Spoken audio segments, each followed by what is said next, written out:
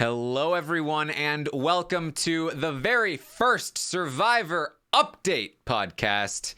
This is the podcast where I break down everything from the Survivor episode in detail, thing by thing, all the stuff. I update you on every bit of it because I am the robot that overanalyzes everything. And so that's my pitch for this podcast: is that we're gonna go in depth. We're gonna go through the episode and pick out the little parts that maybe you missed, and then analyze them to death, and then also talk about what that means for the show and for the players. And so I'm here, your host, Taran Armstrong, host of many Big Brother podcasts, including the Big Brother live feed update, which this is loosely inspired by. This is the Big Brother live feed update for Survivor.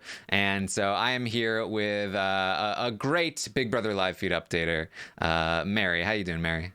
I'm doing great. I'm Mary Kwiatkowski, host of Absolutely Zero Survivor podcast.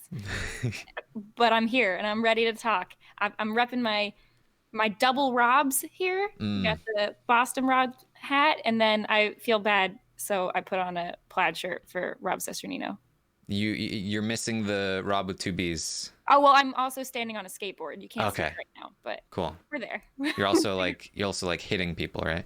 Yeah. I'm just down here. Was like too aggressive. Kicking clay with my feet, so it's all good. But all right, yeah. I'm excited to talk some Survivor. Haven't done this for a little while. Yes, and in particular, so Rob sort of had this idea for me. I gave him the credit, and also if this is bad, blame him. To kind of do a live feed update for Survivor, and so I have seen the secret scenes. I have gone through the episode with a fine-tooth comb, and I'm ready to present you all of the things that I thought you should know.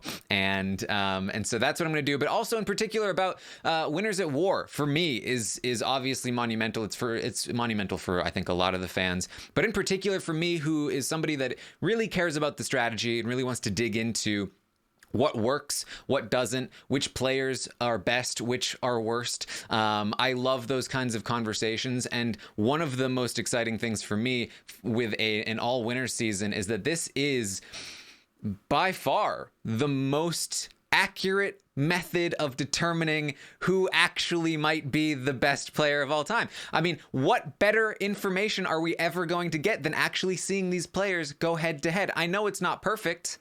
Yeah. Certainly, it's far from perfect, but it's better than trying to compare two different winners from different seasons and they didn't even play on the same season or with the same format, with the same players, or against each other at all. So for me, this is going to be at the very least, the most informative thing when it comes to trying to determine how good these players actually are.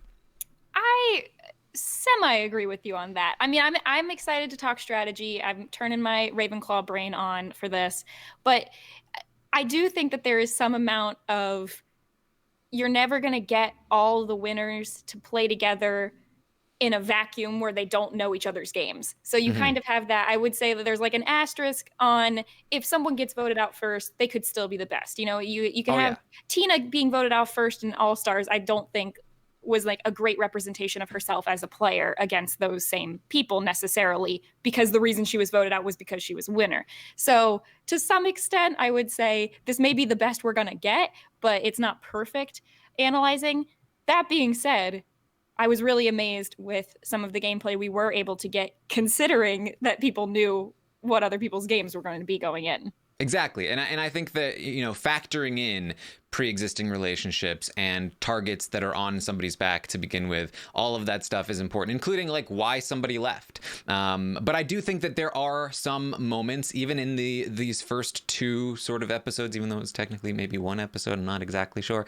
There were some moments where I felt like we got sort of two players in similar situations. One of those that I do want to talk about later is that I felt like Tyson and Kim were both put in very similar situations, and I was kind of surprised at the results of how they both responded to that being put in that situation. So that's sort of like some of the interesting things that I think we can get from a season like this, and we can do our best. Obviously, especially as with Survivor, it's hard to judge these players and rate these players based on strategic gameplay.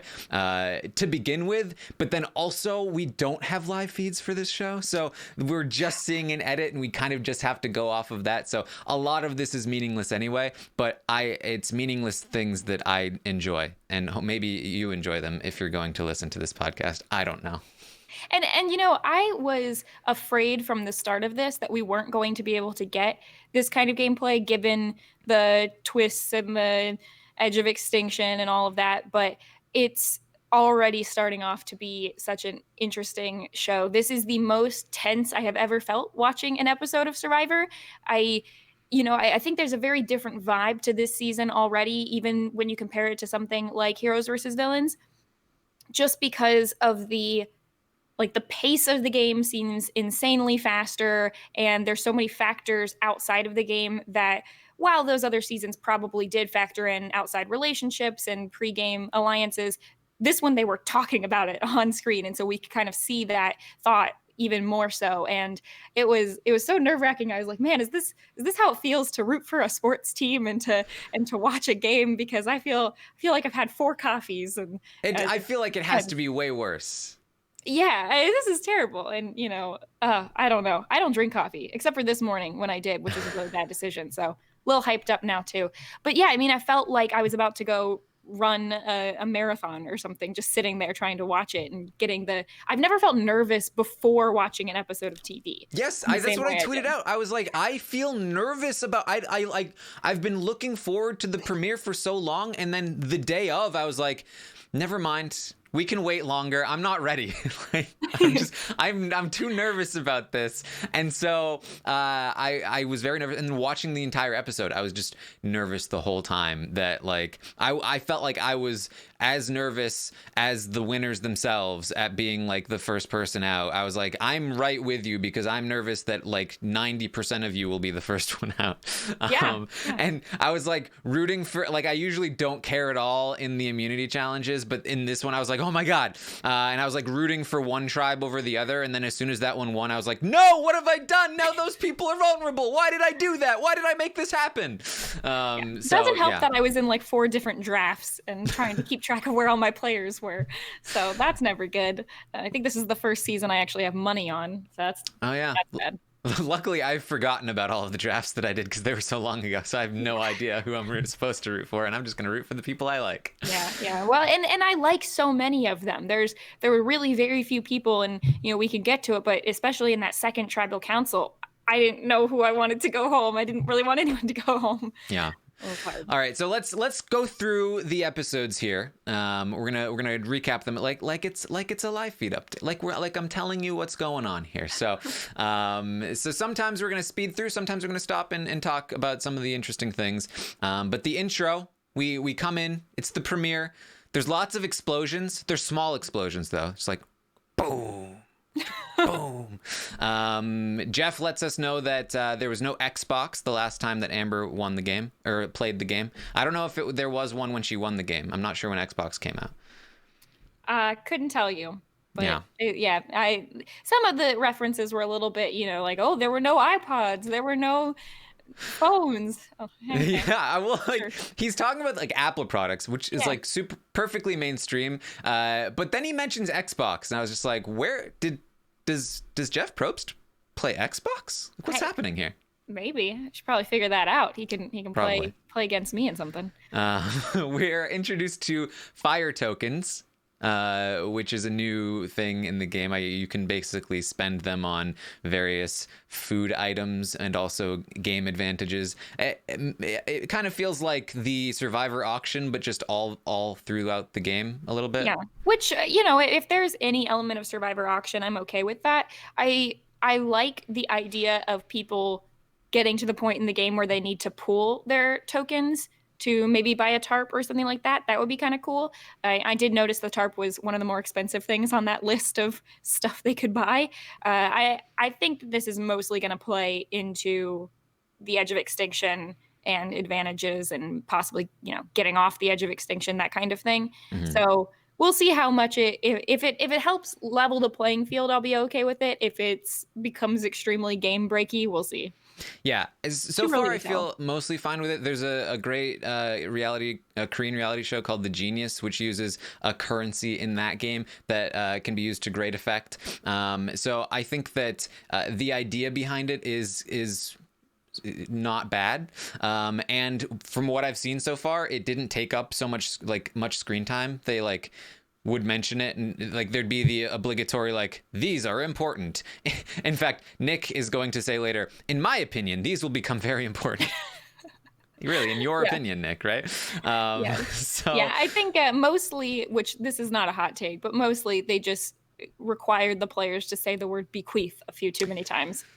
yeah, so basically when you're voted out, you have to bequeath the fire tokens. I don't know why.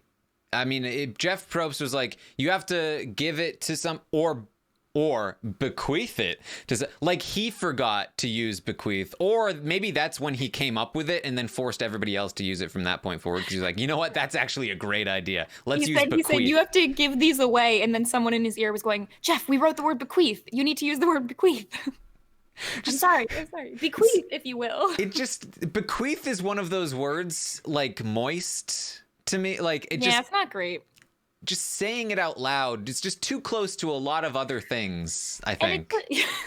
Yeah, and it just it doesn't flow, and no one actually uses this word. So I think this is Survivor trying to get a little fancy for no reason. Yeah, it's sort of like Jeff's accent as he does the cheer. What was with that? That really threw me off, and I think there was a lot of nervous laughter. Was this intentional? That's one of those things that's it's really shocking to me, because Survivor has an editing process. Mm-hmm. Jeff had to not only did Jeff have to go, this is a good idea, and then do it and go nailed that one, but then also a bunch of other people had to watch it, cut it, put it into the episode, and give it the approval to be like, no, Jeff, that was great. You nailed it. We're keeping this. I don't know. It's not for me. I mean, it was fine. It was and here's the thing. People were asking me, you watch real, weird reality TV and other shows all the time. Why is this surprising you? It's because I'm not used to it coming from Jeff. This might be the kind of thing you would expect, Tyson to do and then Jeff to comment on. Be like, huh, that was weird. But that was too Tyson is dry humor. Yeah. This was, what did he say? He was like, a drink before war is everything you need. I was like, okay. Yeah. Okay. Yeah, I don't know. Okay, Jeff. I don't remember him doing this in, Survivor China when they had a war theme as well. It was none of that, but it's okay. Well, let's be glad he didn't try any accents for Survivor China. No, certainly not. Yeah. Oh, we're also going to be introduced to Extinction. The Edge of Extinction once again, and this is something that I want to keep track of throughout the entire season. Is the court case of Jeff v. the winners, who actually wanted extinction on the season, because I think we were tricked into believing that they only brought it back because the winners demanded it. Yes. Which has since maybe not been true. Jeff continues to reiterate as often as possible, and hey, they wanted it. They told me that they wouldn't come back without extinction. Meanwhile, maybe they means just Boston Rob. Right? Meanwhile, close to 80 to 90% of the winners are no, hate this, don't want it. And apparently they were even polled in one of the tribals, and 7 out of 10 players said, no, we don't want this. And Jeff was like, what do you guys mean? Now, I didn't catch it, but it didn't look in the editing, at least, like they even had the same sort of left or right option of if they could go to Edge of Extinction or not. It seemed like by default they had to. And so I was just by default they had to. So I was just wondering if maybe they could have boycotted it. They all could have just chosen not to go. I don't know. I feel like presenting them with the option to not go to extinction is kind of an insult to a winner.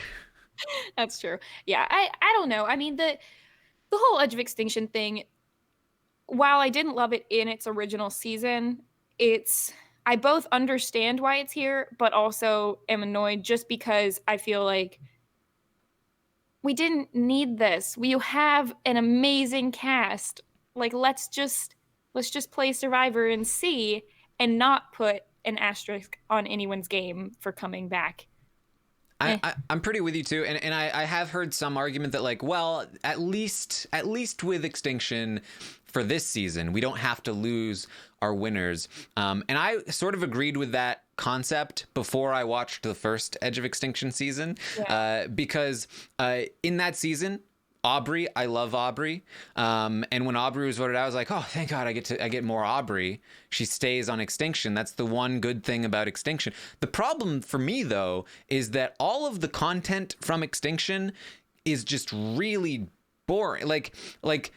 I'm like glad that Natalie got to stay, right? Because she goes to Extinction, but then the content we get from her on Extinction is just like a scavenger hunt, and there's very little personality that we get from. It's not like I'm seeing Natalie. Anybody could be in that spot. They would be doing the same things, and so I feel like I'm not even getting as much of that person as I should be. It's like a watered down version of the winner, and I was just like, well, we can just be without them at this point, I think. Well, and this might be even a new idea, but if your problem is that you want to see more of these people, I'm okay with some sort of post vote, whether it be a more extended kind of Ponderosa, give us Ponderosa live feeds, give us Edge of Extinction, where they can affect the game by doing things like sending advantages back in, whatever, but maybe get rid of the part where they could come back into the game. That's the part where I'm hung up on, because even if in this season, if it's true, a lot of people have been speculating that, well, the winners aren't going to want to vote for someone who comes back from Extinction, which may or may not be true. We don't know yet. We'll have to see. I think for me, it's a little bit more like, I just want to see these people play and not have to think about, like, even like boot order. It's hard for me. Like I cross people off when they get voted off, and it's like, yeah, but they might come back in. They might change things. I just want a cleaner version. And it's like Game of Thrones, part of the good part of Game of Thrones was that anybody theoretically could die, and you might lose your big characters, which is what puts the stakes in a show like Survivor. We're going to lose the people we like, and that might happen. And that's okay. And we have to be okay with it. And then we could go watch them in this other place just to still get their personalities, but they're not going to win the game anymore. And that's what I like. Here's an idea. Put them in the Rob and Sandra booth. Sure. Have them watch Sure. at least the tribals and give commentary. Right? Yeah. That might be fun. Put them with the challenges. That was my favorite part of Island of the Idols, is getting to watch Rob and Sandra's reaction to tribal. Yeah, and I mean, it might be silly in that season where they're not really part of the show, really. But like, for these people, for these winners, they have more of a connection with the people still left in the game. So that would be even more interesting to watch. Be a lot of people. You'd have to make that booth bigger. Yeah, well, I mean, even like in the jury phase, I feel like if there was another scene at the end of the episode where we got to see the jury discussing how they thought tribal went, like that could be fun. I don't know. Sure. I feel like there's just not enough actual jury content in general because they're too worried about like spoiling the outcome of the vote. But like that tension exists for like 5 minutes in the show, or like maybe 15 minutes in the show, because anyway, we also get $2 million. $2 million. And that means that Survivor is now outspending Big Brother this year by a factor of 6 times more money this year in Survivor over the course of 2 seasons than Big Brother's won. They make up for it by Instagram fame. True. Very true. Yeah. But who knows? Maybe these survivors will start getting their hair care products and whatnot. Maybe. We have the first immunity challenge. It's the heroes versus villains sort of like physical thing, but in the water. And the red team is going to dominate this one. I call them red team and blue team because do you guys even know the tribe names? I certainly don't. I know one is like Sealy or Sele or something. Something like Sele and Dakal. Yeah. Now, I was thrown off by these tribes. These were not, for me, it's like really weird watching Boston Rob being on a blue tribe, which just seems wrong. And there's some other people, like anyone who I'm used to seeing them in a particular color, it just seemed kind of weird. Seemed kind of off. Kim being red just seems weird. I don't know.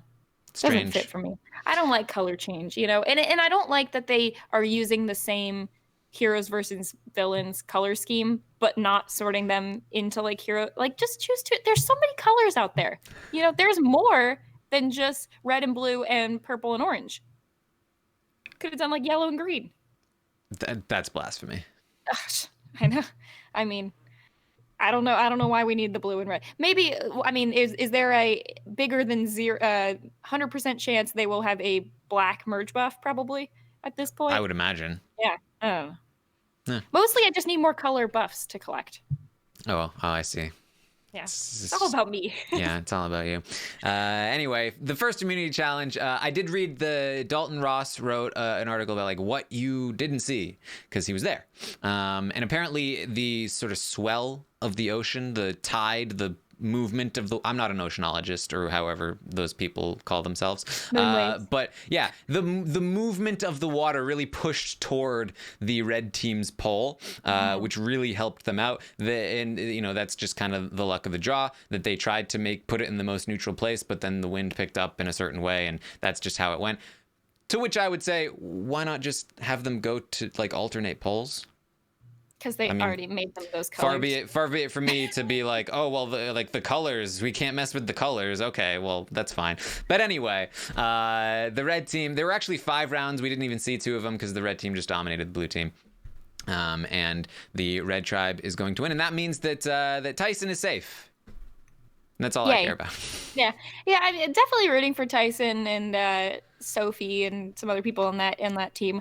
But were you surprised with tides or not? I felt like the tribes looked relatively evenly matched in terms of physical fitness. So yeah, a little bit surprised with dominance. Yeah, I mean, it probably did have a lot to do with the tides that really made it so one-sided. I imagine it would have been at least a little bit more even, if not. I think that one round where like Kim really like took charge, like Kim's a beast, but also was probably helped out by the fact that the water was pushing them that way. Right. And so who knows what it would have been without that. But yeah, so I'm like, yes, Tyson is safe. And then I looked at the other tribe and I was like, no, all those people are not safe. Oh God. Yeah, but we go to the red tribe first. We see what's up with them, and this is when we're talking about fire tokens some more, and they get a list of the prices. And this is when Nick tells us that in his opinion these are going to be important, and that being a newer winner means that he will understand the advantages more, because everyone knows that newer winners are just better at math. It's just a fact. And so that's most of Nick's content for the entire 2 episodes is that little bit right there. Yeah, he was name dropped a couple of times by the sort of single people alliance, I guess is what they're going by, the people who were not in the poker alliance, as someone that they wanted to work with. But other than that, it was kind of invisible. Speaking of which, were you surprised with the breakdown of power in terms of, I feel like preseason, everyone was talking so much about who are the connections, who knows each other. And in the back of my mind, I was thinking, this could be good or it could be bad. A lot of times these, you don't want those target of those connections. I would always rather come in as someone who, my biggest fear of ever being on a reality show is somehow getting on with someone I know, and then having to deal with that relationship. Like, I would rather no one know me. Well, yeah, I mean, a public connection has good points and bad points. A secret connection is all upside, personally. Sure. But I think the main factor here in the red tribe, and we'll definitely get to it. And Sandra's going to call this out sort of at the end of the end of the intro segment, that as soon as she saw Amber and Rob, she was like, "Why didn't he tell me?" Yes. And I think that's the key factor as to why the people that had the connections here are not going to work out, because they do not have Sandra, and without Sandra, they're not going to be able to have the numbers here. Which we have since learned from her seems to be a little bit more of he was telling the truth in the moment when she was around, saying he didn't want to go, but then changed his mind later, kind of right. thing. And didn't check back in. You gotta check back in, I really loved that. She's gonna say this later. She's like, I never take things personally, but this one I take personally. It's like, do you never take things personally? Sure you take things personally. So okay. Red Tribe segment, though, we're gonna hear from Wendell as well. He says he's basically being drafted into being the lead builder for the tribe, and that was not what he wanted. He didn't want to be this like sort of lead figure in any way. He wanted to be lying low as much as possible, and so even though he has been drafted this way, he does want to continue to lie low. So this is Wendell, things not going entirely how he wanted them to, but doing his best to move forward in the way that he can. Yeah, but I feel like I understand what he's saying, but that can always backfire as if someone is asking you to do work and to want to put you in the lead, you don't want to be a Steve Chicken Morris and then just say no and then be voted out because of that. So I think there's sort of the line of help out a lot, give input where needed, but just don't shoot anyone else's ideas down either. This reminded me of in China, the guy that was, I don't want to be the leader. Yeah, that's Steve Chicken Morris. Yeah. Him. Oh, that was Steve Chicken. Okay. Yeah. I'm when bad they're with like, names oh, sometimes. you have this background, you can help. And he's like, I don't want to help. I don't want to be the leader. And then they're like, well, you didn't help then. So goodbye. No. I'm talking about the guy that eventually does become the leader. Oh, yeah. And then gets screwed over because he was the leader. Yes. Yeah. That, Aaron. Aaron, that was his name. Yeah. It's, that happens. And there was also reminded me of everything that Aubrey talked about with having been on a tribe with both Tony and Sandra as well in Game Changers, of like Sandra sort of trying to get her to do work and call out names and be more like that strategic leader. And she was like, I'm not going to do that. I see this trap. I don't want to be that person. Mm-hmm. So I would say for Wendell, better to be asked to be the like shelter builder leader rather than be the strategic leader. Yeah. We then get the first of a couple of different sort of, I think of them as like, look at my kid. Showing kid pictures. Only they don't have kid pictures, and so they're just talking about it. Didn't get the kid on the sock memo. Parents now. But Tyson's going to talk about how he has children now, which I was like, oh my god, he didn't have children the last time he played. That's so weird because like wasn't even married. Now look at him. Yeah. But now all of a sudden he's stay-at-home dad. He's a full-time Survivor player, and he was really grateful that this has afforded him the opportunity to be able to stay at home and spend time with his kids because of the money that he won with Survivor. And great little segment from Tyson. I want to remind everyone that this is a Tyson standing podcast, and if you do not agree, then get out of here. Yeah.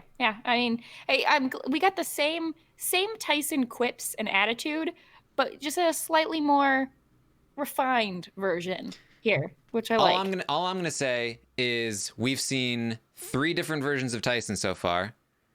2 snarky versions, 1 snarky but emotional version, and 1 out of 1 times we saw the snarky and emotional version, he won. That's all I'm saying. Yeah, and this could go a long way. Like Tyson especially is someone who, if you imagine Tyson coming back here, not married, no kids, don't think that he has the same emotional bonds that he got. He can't be in the kid sharing circle. So yeah, and who else was in that? Amber was talking there. Sarah was talking.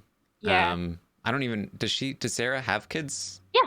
Okay. Pretty sure she has a son. I want to say. I'm pulling this out of nowhere. I always feel weird about these conversations. It's like it happened to Amber and it happened to Parvati. Like, oh, you must feel so bad. Like, how could you leave your children like that? Like. At first, I was like, "Ooh, is someone calling them out?" It feels a little like, "Whoa." Yeah, I'm like, well, I am trying to provide for my family here. Sometimes we work, you know. I feel like there's money. Yeah, there's like a better way to, at least better way to like, how difficult is it, right, to have left, and not like how could you do it, right, right. Yeah, I mean, a good portion of this cast has children. There's a difference because someone like Sandra, her children are a little bit older than Parvati's like 10-month-year-old, I want to say, at least at the time she was playing. So there is a little bit of a difference, but yeah, nobody looked at Jeremy last time he was out and said, "Oh, how could you leave with your kids? How could you do it, Jeremy? How could you do it?" Yeah. So I'm glad that these people are kind of sticking by it. Like, oh yeah, it was hard, but easy to say yes to come back to Survivor. Mm-hmm. Got to do that, especially now that there's that $2 million. Yeah, That's looking good. So it's a full-time job, Survivor. Sandra is being called queen, but she doesn't want to be called queen. Don't call me queen. I've only been calling myself that for years and years. Just please, not right now. I think this is classic. Chill. Sandra not thinking she was gonna play again, and her like, oh shoot, probably shouldn't have been doing that for a couple of years. But yeah. Oh well. She points out that she took out Tony and Sarah took her out, and so there's some weird history here. But that doesn't seem to hinder them. No, but it's one of those things where it's like, I'm hearing a lot that you guys might have had past history that was negative, but I'm seeing a lot of you guys all working together and being good friends. So the enemy, and of course we'll get to that more in the second part, but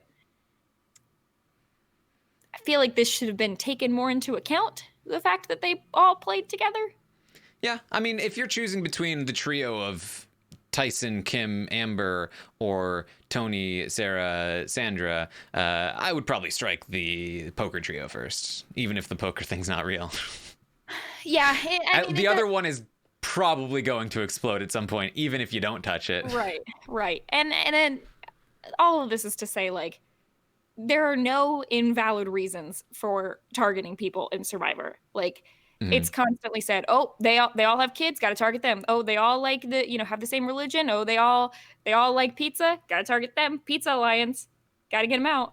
And anything that bonds people together can be a reason to target them. And so it kind of doesn't matter if the poker thing is real or not, or even, included Amber. Poor Amber. Yeah. Big caveat to that, though. No valid reason ever to target Tyson. I'm pretty sure that's law of Survivor. We head to the Blue Tribe, and they immediately were going to be talking about how Rob is just a big target, and they're going to tribal. And so that's it's not good for Rob. Parvati is going to be bonding over having kids. She talks about how she's not Miss Flirt anymore. They go to like I thought this was a weird example of her flirting. They cut to like fans versus favorites with her and James. Yeah, asking James or offering to give James a piggyback. Yeah, instead of like Cook Islands, where she's like in the hot tub with Yule. Like I felt like there were better examples of her flirtatiousness. Maybe that would have confused too many audience members about being like, wait, Yule has a history with Parvati? Obviously. What? People forget about that one a lot. Yeah. And then we get a confessional from Ethan talking about his experience with cancer, and that really, the cancer is hard, but what's harder is after the cancer, the fear of relapse, having to live under that shadow constantly, and that being able to be here on Survivor feels like living again. And like, what a powerful confessional from Ethan. I'm so happy to see him there. I'm so happy that this is making him happy. And no valid reason to target Ethan right now either. You better let him stay for a while. Yeah, I mean, Ethan and Wendell are the only two of this cast that I've met in person. And when I met Ethan several years ago, I think he was in between his first bout of cancer and his second. So I can imagine how thinking you're over it and then that constant fear can be just crazy and life-changing. He had a good first episode, I'd say, overall. I feel like he's got enough connections to where he's not on his own, but not too many obvious ones where he's being targeted as much. And he's just even his winning game was kind of quiet, especially in comparison to so many of these other people. And I think a lot of people are probably just liking having him around as well. I can't imagine being out there with Ethan and wanting to get rid of him anytime soon. So in this first episode, at least, I noticed him in a lot of different conversations in the background, not saying anything, with a bunch of a large variety of people. I don't know if that lasts, because he does, I think, eventually get lumped into the old school crew, but definitely speaks well of just what he was doing socially. We hear from Denise, who tells us, oh boy, here we go again. Going to tribal. I was so sad that we didn't get a confessional from Denise after she won her first immunity. Tribal immunity.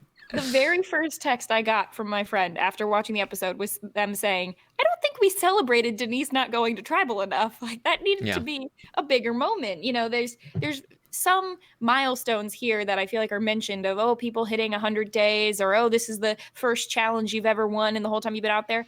This is a big thing. This is Denise's whole thing, is that she, not her whole thing, that's rude, but like a big part of her, story is that she went to every tribal. And hey, maybe not every tribal anymore. Yeah.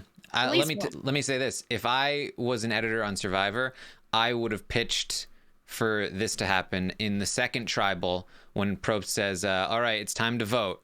And then we start the music. I would have done a quick cutaway to Denise on the other tribe, just kind of like chilling, just like, yeah. Like, all right, back to the vote. Yeah. And hey, based on what we've seen, with flashing to other shows and other clips, we're doing all kinds of fun editing stuff. So yeah. It's possible. All right, so she's off with Adam, and Adam is pitching that he wants to be her Malcolm.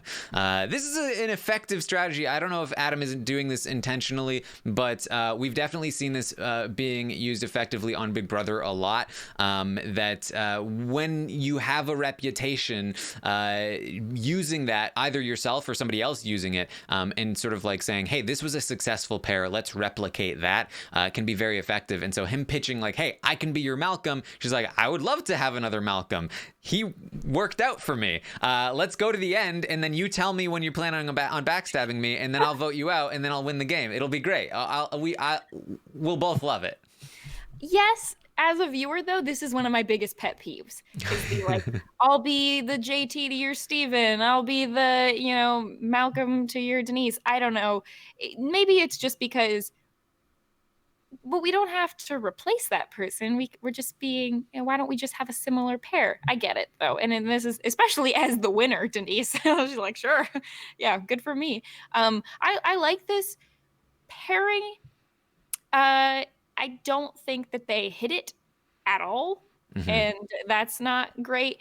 There's probably a lot of individual pairs that had similar situations happen to them in this episode that we just weren't being shown as much. Whereas we did see everyone else in the tribe being like, where's Adam and Denise? Been gone a while considering they have the map.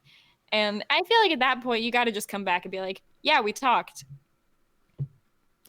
One of the greatest strengths of Malcolm and Denise was how effectively they were able to hide how close they were. And so Adam and Denise, trying to be the Malcolm and Denise, immediately they step away together for 1 second and they're already found out. So not exactly on the best trajectory to replicate their success at the moment. It is Parvati, by the way, who's like, hey, where is everyone? Is Denise here? Oh, where's Adam?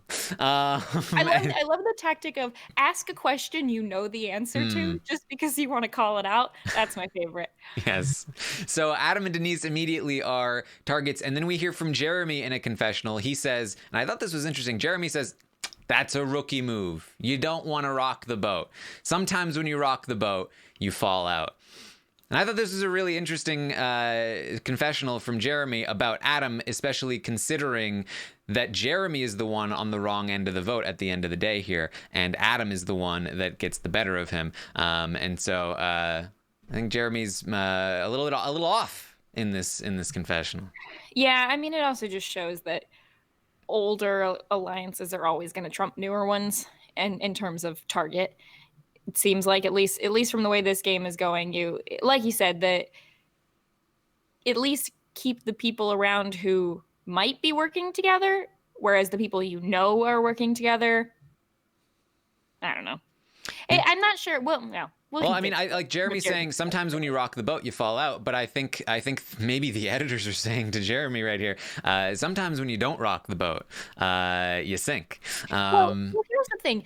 Adam and Denise rocked the boat. But they rocked the boat very early on into the game, which is smart, because if you are playing the game and you know how the editing works, the first name that comes up is never the one that actually goes home. So, well, yeah, I mean, well, it's kind of like I think both tribes played it out this way, that both tribes were playing scared, and we saw it happen that in both instances it was the people who were willing to step out and take a shot and take control that succeeded in both tribals, and so I I think that this sort of thesis of we need to play conservatively, it failed. Both eliminated players in the first 2 episodes. And so I thought that was an interesting quote there from Jeremy.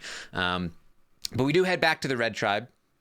We hear from Tony that he's trying to hold himself back. He really wants to just zoom away, and they cut to when he goes like woo, like running away back in Game Changers, which I could watch that clip on repeat forever.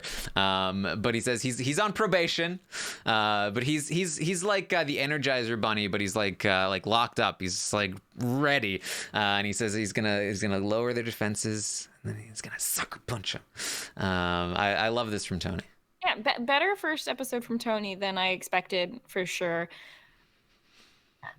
I've never been like the world's biggest Tony fan. Like, I love him as a character. In terms of his win, I've always felt like it was interesting that he won, but I guess I just wasn't rooting for him in that first season when I watched him. On a rewatch, I find it more enjoyable, but I think the first time I was a little bit more, this guy's just getting on my nerves, trying too many things, being too loud, that kind of thing. But if he can keep this up of being a little bit quieter just until either the individual portion of the game or something where he can then let loose, then I feel like that'd be great. Plus, I'm just excited to, you got to imagine it's building up and building up and building up. And whenever he does burst, it's going to be great. Tony somehow being the winner of the all-winner season, I think, is the most insane outcome available to us. So... yeah, I'd say that's definitely up there. I mean, I don't see it happening, and maybe it just needs to wait until the point where he realizes that he's not going to be able to get much farther, and then just go for it. Do what, to that point, who cares? We'll see. We're seeing that Amber is struggling a little bit.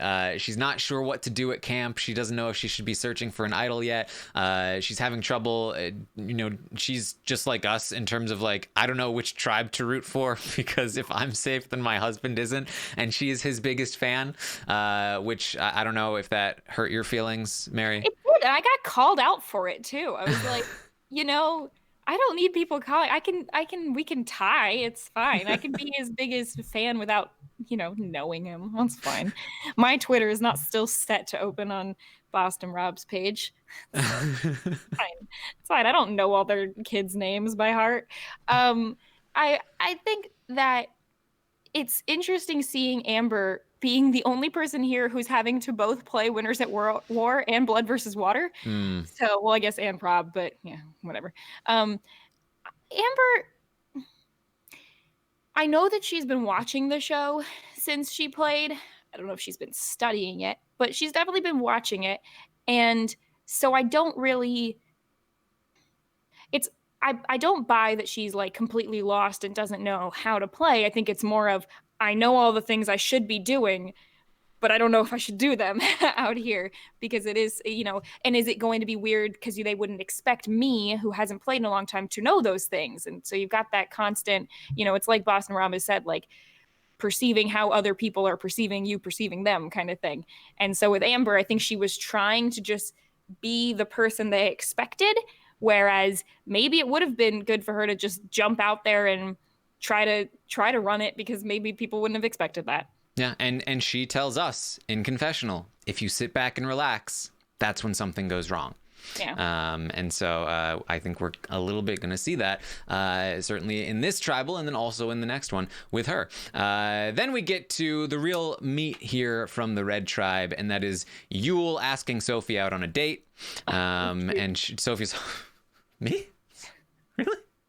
Oh, man. I love Sophie telling him, like, you gotta use a little bit more force. You can't just sneak that in there. You gotta ask a girl. If you're gonna ask her. Which is perfect from Yule too, because he's such like the like nerdy sort of like that is how he would ask somebody on a date. I imagine in my head when I imagine him asking people on a date. Yeah. So let's we'll go on a date later. And so yeah, we're getting dinner, at this nice restaurant. I was thinking just about that, and then afterward we can talk about who to vote out and all of that stuff. Like, wait, what the dinner part though? We'll just go to the end together, and it should be good. Yeah. I like this, and everyone doubted me with me saying that I think Sophie's going to be okay. I think that Mhm. she's preseason. I was saying I don't think it matters that she doesn't have all these connections going into it. I think that she is a person who is appealing to work with, especially if you're someone like Yule or even Adam or somebody. Adam's not on her tribe. Maybe one day, but anyone who does want that person to bounce information off of. And I think Yule definitely needs that too. So this is a fun Yes. pick. Yule tells us he knows he's disconnected from the community, but he's done his homework and he knows that Rob and Tyson are good friends and that Jeremy and Kim played poker with them and they even joked about being this big power alliance. And so Yule wants to gather the free agents. And then we hear from Sophie, who is going to be the real narrator of the tribe and lay out sort of where everybody stands. She says that Kim, Amber, and Tyson are the cool kids looking pretty. That Making Tony, jokes. Sandra, and Sarah are the gritty group. I don't know what that means. I don't know, but they were showing like all of them climbing trees at that point. So. And then herself, Yule, Wendell, and Nick are sort of the free agents in the middle. And she explains to us that she doesn't have a meat shield. People talk about meat shields. She has a nerd shield because nobody will ever say, oh, Sophie's the smartest one when she's got Yule sitting next to her talking about physics. And I loved this from Sophie. And this is something that Gabby said also when she was playing of that was a similar reason why she wanted to team up with Christian, because she knew that she could talk with him and he would get her and then she would not look as nerdy by comparison. Mhm. So I think that's a really great plan for Sophie. I love this sectioning out. I think she's got a great read on the tribe here. Not that it was too hidden, but and then it seemed like for people like Wendell and Nick, who probably didn't have a whole lot of other people to go to as well, tribe layout worked out well for them. Yeah, great content from both Sophie and Yule. So they are looking pretty strong here. We then head back to the Blue Tribe, and now that Yule has asked Sophie out on a date, Rob is going to ask Parvati to prom. He did not get a corsage though. Yeah. I was expecting at least one of them to like get down on their knee, like how Amber did in All Stars when she was begging Kathy to keep her. I was kind of expecting that, but Rob and Parvati, they really are just like. I feel like they're playing this game in a. We're big targets. We're going to be voted out. Might as well just try, right? Who cares? Kind of way. It seems like they've got nothing to lose, but they're still trying, and they're not throwing everything at the wall, but they're relying on each other. And this is the power couple that you don't get a lot on these shows because normally they just go after each other or they try to split up. But I love that they've been able to put heroes versus villains aside for now and work together. And it was fun watching. I was shocked because I really thought that it was just going to be immediate. Everyone vote Boston Rob out. Not even give him a chance. So yeah. It's fun to watch. Parvati correctly, I think, points out to us that Rob doesn't have any other options. So he's got to come to me. To be fair, I don't know how many other options she has, though. It's fair. So we're gonna hear this whole sort of scene here of that Danny is gonna pitch to Ethan, Adam, and Ben that Rob is a big threat because of his connections, that they should maybe start thinking about him as a target. But then immediately we're gonna see Rob humiliate Ben and really just drag out Danny's name from him, and Ben is in confessional just like mad at himself. I can't believe I did that. He's just too good, this guy. I didn't know what to say. Oh my God, I don't know what to do. I'm sorry, everyone. Yeah, you should never have gone on the walk with him in the first place. Just avoid him. You just don't look at him. And my favorite other part of this was having Ethan there, walking alongside them, sort of in the background, and not chiming in, not saying anything. And Ethan was also in that conversation with Danny. Mm-hmm. So easily Rob could have been, talking to Ethan. Now, I like to think that maybe Ethan kind of sidled over to Rob and was like, hey. I did wonder if that, yeah.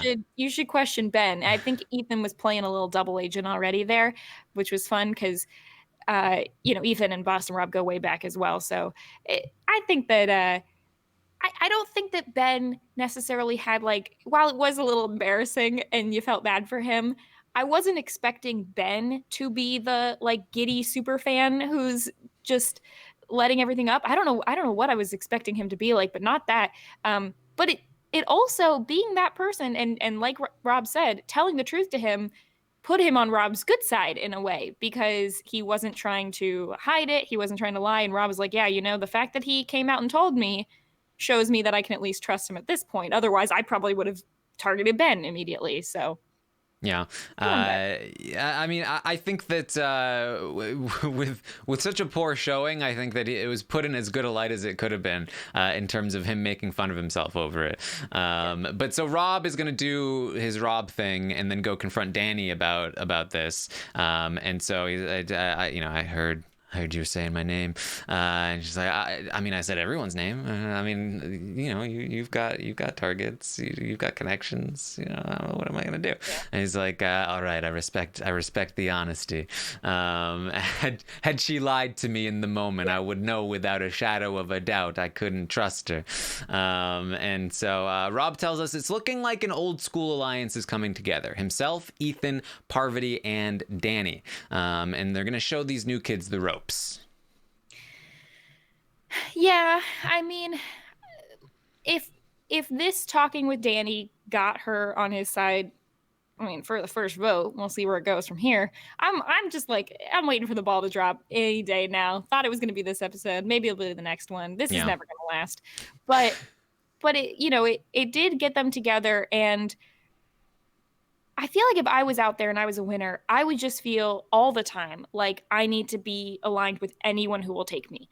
And so if Rob is saying, hey, don't throw out my name, but I'm happy to work with you, from Danny's point of view, at least for the first vote, just to get by with it, might as well. If that's where the powers are going, because she's never going to be targeted over Rob unless it's by Rob. So might as well be with him. Yeah, I mean, this is very much the case of nobody wanted to be the first one out, and so they were all playing scared. And what Rob does best is the sort of mob boss tactics of intimidation and control. And so the second somebody even tried to mention a name, he immediately jumped on it. He shut it down, and he intimidated people into being like, well, if I say Rob's name, I don't want him coming for me.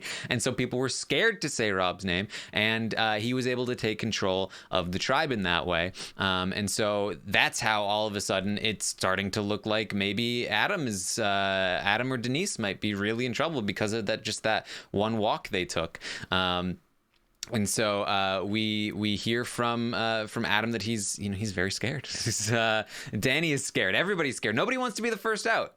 Jeremy's gonna pitch to we get like a quick little montage of people's paranoia, and in this montage we do get a quick little clip of Jeremy talking to Michelle, saying that him, Michelle, and Natalie seem to have a good connection, and we're gonna see this pop up a little bit later, that Michelle is left out of the vote. And in one of the voting confessionals, that they even talked about how Natalie is the glue between Michelle and Jeremy. So this was kind of a trio, apparently, that was not super shown on the show, but definitely, I think, had an impact as to why they chose to take out Natalie instead of Adam or Denise. And this is also when Ethan is just, I have no clue what's going on. Yeah. Interesting that they choose to take out Natalie instead of Jeremy. Be curious to know exactly what the thought process was there, because we didn't really see a whole lot of. We heard maybe Natalie and Jeremy, they have an alliance, and then it was just like all the votes on Natalie. One more thing about Ross and Rob, though, that I was thinking about. So talking about him having this sort of mob boss mentality, true, and one of his worst, performances in Heroes versus Villains was actually when he did maybe the least of this out of all of his games, tied between that and Marquesas. But he really was trying to be a little bit more just the good guy, hanging back, working with a big group, but not necessarily like they were sort of known as his group, but he wasn't doing a whole lot of like intimidating. It was more just he was still pointing the direction of where the votes should go. I know, you're either with me or you're against me, Mary. I don't know about that. I don't know, but I feel like it was different. You didn't get as many like walk and talks in the same way that he's doing in this one. Maybe with Coach a little bit, but I feel like if your winning style is to play from the front, you might as well just keep trying in that case. I think the question is, because we don't see a whole lot of this, of at what point do Adam and Denise lose their target? Well, so yeah, we definitely we get there. So Natalie talks about how close she is with Jeremy. It's not blood, but it's pretty close. And she talks about wanting Adam out. But nobody really is willing to say a specific name. They're playing so scared that even though they've narrowed it down to 2 people, nobody wants to be the person that names one of those people. And you can see it in one of the conversations that I think it might have been Natalie or Danny or somebody was just like, well, then I guess Adam, then maybe? And they're like, okay, Adam. And Parv's like, yeah, Danny said Adam. Danny said, if Danny says Adam, then I guess we're doing Adam. And they're like, but did we really say this? They're just so, we need somebody to be the name that names the name. But nobody really wants to do it. Ben says he feels fine as long as it's not him. But he does give Adam the heads up that that he might be in trouble because he feels like Adam is potentially an ally that they can work out. I know that I have actually hung out with Ben and Adam together. They, I believe, met at Reno. So they do have a little bit of pre-existing relationship. Adam is a very sort of like welcoming guy when you meet him, especially at Reno. He's very easy to get along with. So I can see why Ben would feel comfortable with Adam, especially in a tribe of people he doesn't otherwise know, and therefore kind of be like, oh, well, I kind of want to maybe keep him around if I can, just kind of give him a little heads up, see what he can do. Otherwise, I'm fine.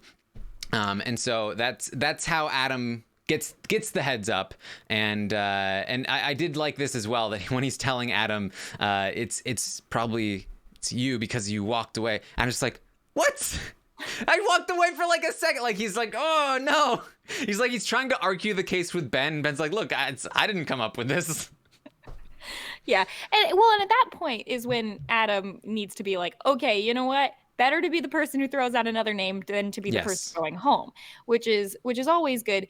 And it's it's funny. It's funny when they're sitting around not wanting to throw out a name, but that's really, it's like the second worst thing that you can do, because we've seen so many times in Survivor, the person who leads one vote could be the person who goes home next, which is also a big thing on Big Brother, is you don't want to be, the power can flip so easily in these games, especially when it is like returning players, that you need to be vocal enough so people are sure that you're with them, but not so vocal that you are going to be the next scapegoat. So. Yeah. And I think that Adam does a really great job here. He is upset. He proposes, what about Natalie or Jeremy? He goes to Denise and lets her know that that they're in trouble. But he says, don't worry, we're going to fix this. And so he goes and he pitches to Ethan, and he tells Ethan that it should be Natalie or Jeremy. Ethan then pitches to Rob and Parvati. And Rob is like, I wouldn't mind that. But I don't know, like, Ethan vouches for Adam in this conversation. He's like, I think we can trust him. But both Rob and Parvati are like, I don't know if we trust them, but we may be about the plan, but I don't know about trusting them. And then Ethan and Parvati, Rob says to Ethan and Parvati, us 3 to the end. Which I kind of giggled at, because at this point Amber is still in the game. But there's still a lot of tiptoeing around like Adam or Denise in front of Natalie, as they sort of try to figure out who's going to be the vote. And this is when we get the confessional from Rob and Parvati, like, what's going on? Like, why aren't we being? Are we being punked? We have to play Survivor for everybody, I guess. Yeah, which also looks great on especially Parvati, who is saying, in her confessionals, like, I feel like I might be out of the loop then, because I'm not getting targeted. Aren't I supposed to be the one getting targeted? Which looks great, because Boston Rob has been doing this since like All Stars, of the whole like, I think I know what's going on, maybe not, maybe it could be me, and you always gotta cover your bases so those editors can't make full of you. Yeah.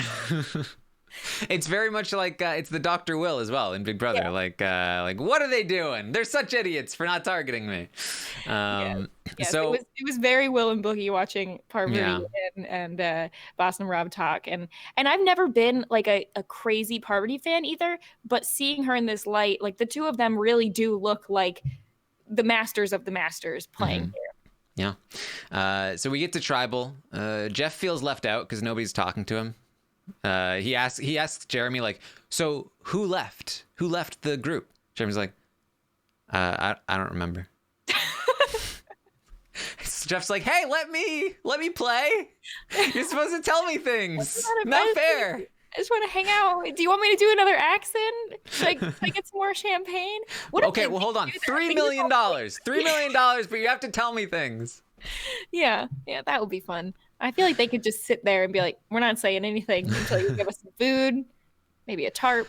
I noticed this sort of moment here during tribal as they're talking. So Parvati says nobody should feel comfortable, and a lot of people do. And right away, Jeremy's like, wait, what? And then a little bit later, we see Jeremy sort of give Parvati a look, and Parvati's like guiltily looks away. And then Jeremy looks over at Rob, and Rob's kind of like, and he guiltily looks away. And then Jeremy goes to Ben, and he's like, are Parvati and Rob setting something up? And Ben's like, oh, yeah, maybe. I'm thinking maybe. I don't know. Because obviously Ben's in on that too. And so apparently there was even more whispering that went on that we didn't even see.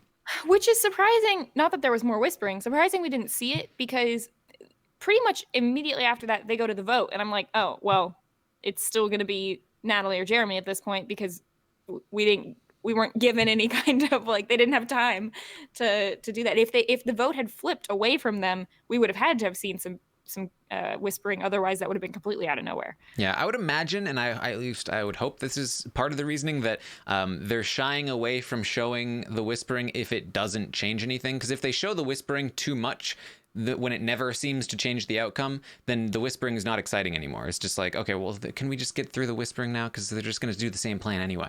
So I think they want to save it more for when there's actually something at stake and something might actually change. Right. The other thing I noticed in this tribal council was that Adam, I believe, was sitting like way far by himself on the end, which he apparently was the only one that didn't get up and whisper. Yeah, and if I was Adam, I would feel nervous about sitting over there. I don't know what the rules are, if you can just come in and be like, no, I do not want to be on the end. I want to be in the middle where I can hear people, where I can get information.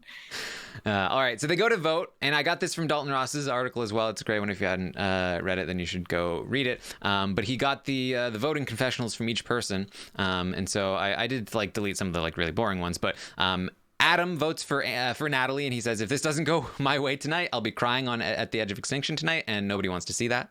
Ethan votes for Natalie, and he says, Natalie, you're the sweetest person in the world, but you and Jeremy together are a superpower, and we can't have that right now. It's good to be back. Parvati votes for Natalie, says, I like you a lot, but you're the glue that sticks Michelle and Jeremy together. And you said that I was weak. Didn't know that. So that, again, sort of confirmed to me that was a trio people were worried about. Ben just says, I'm sorry, and then uses the rest of his time to like look for some sort of clue or idol, which is like such a Ben thing to do. And Danny goes and says, I really hate to do this, but I'm really worried about how connected you and Jeremy are. Sorry. Hope you can forgive me one day. Jeremy votes for Adam and just says, I don't even know. He knew it was coming. Natalie votes for Denise, says, if this plan doesn't go the way it's supposed to, I don't know. Rob votes for Natalie, says, sorry, Natalie, somebody had to be first. Rob also was looking for like a clue or something. Oh, good for Rob. And then Michelle votes for Denise, says, I hope it's not you, but more importantly, I hope it's not me.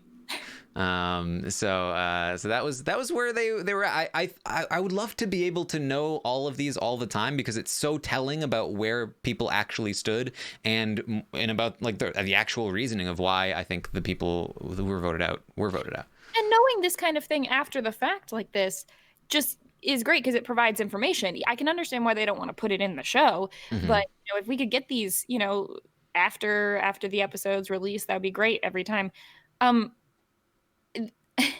I've never thought of the looking for the idol around the voting confessional. That's new. Interesting to see multiple people do that. I expect that Ben will be looking through every bit of food that they are given in any kind of reward for idols, and licking the plates clean and all that kind of thing. So it's That's interesting. I wonder if Rob was looking to see if anyone was listening in any kind of little spy shack. If that was happening.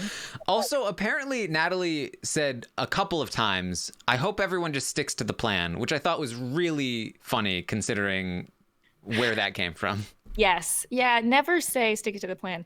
So it sounds like from those votes, though, it sounds like they were planning on splitting the vote between Denise and Adam. Yes. Yeah. But that it would have fallen on Adam, because basically Michelle is saying, I hope it's not you. Like, I'm voting for you, but I don't think it's going to be you. Right. I think it's going to be Adam, but more importantly, I hope it's not me. But obviously then they go and they just went all in on Natalie. And I think they emphasized the blindside portion of it in the hopes that she wouldn't have an idol, although they kind of screwed that up because Jeremy is definitely onto them by the time the vote happens. And if they did have an idol, he would have definitely, I think, used it or prompted her to use it. So that's how it goes. Strategy in terms of this, what do you think about if you're one of these people in the main alliance? Do you think this was the right way to go? Even just looking at if you have the choice of Michelle, Natalie, or Jeremy. I mean, if Natalie is the obvious glue between the two, I do understand that.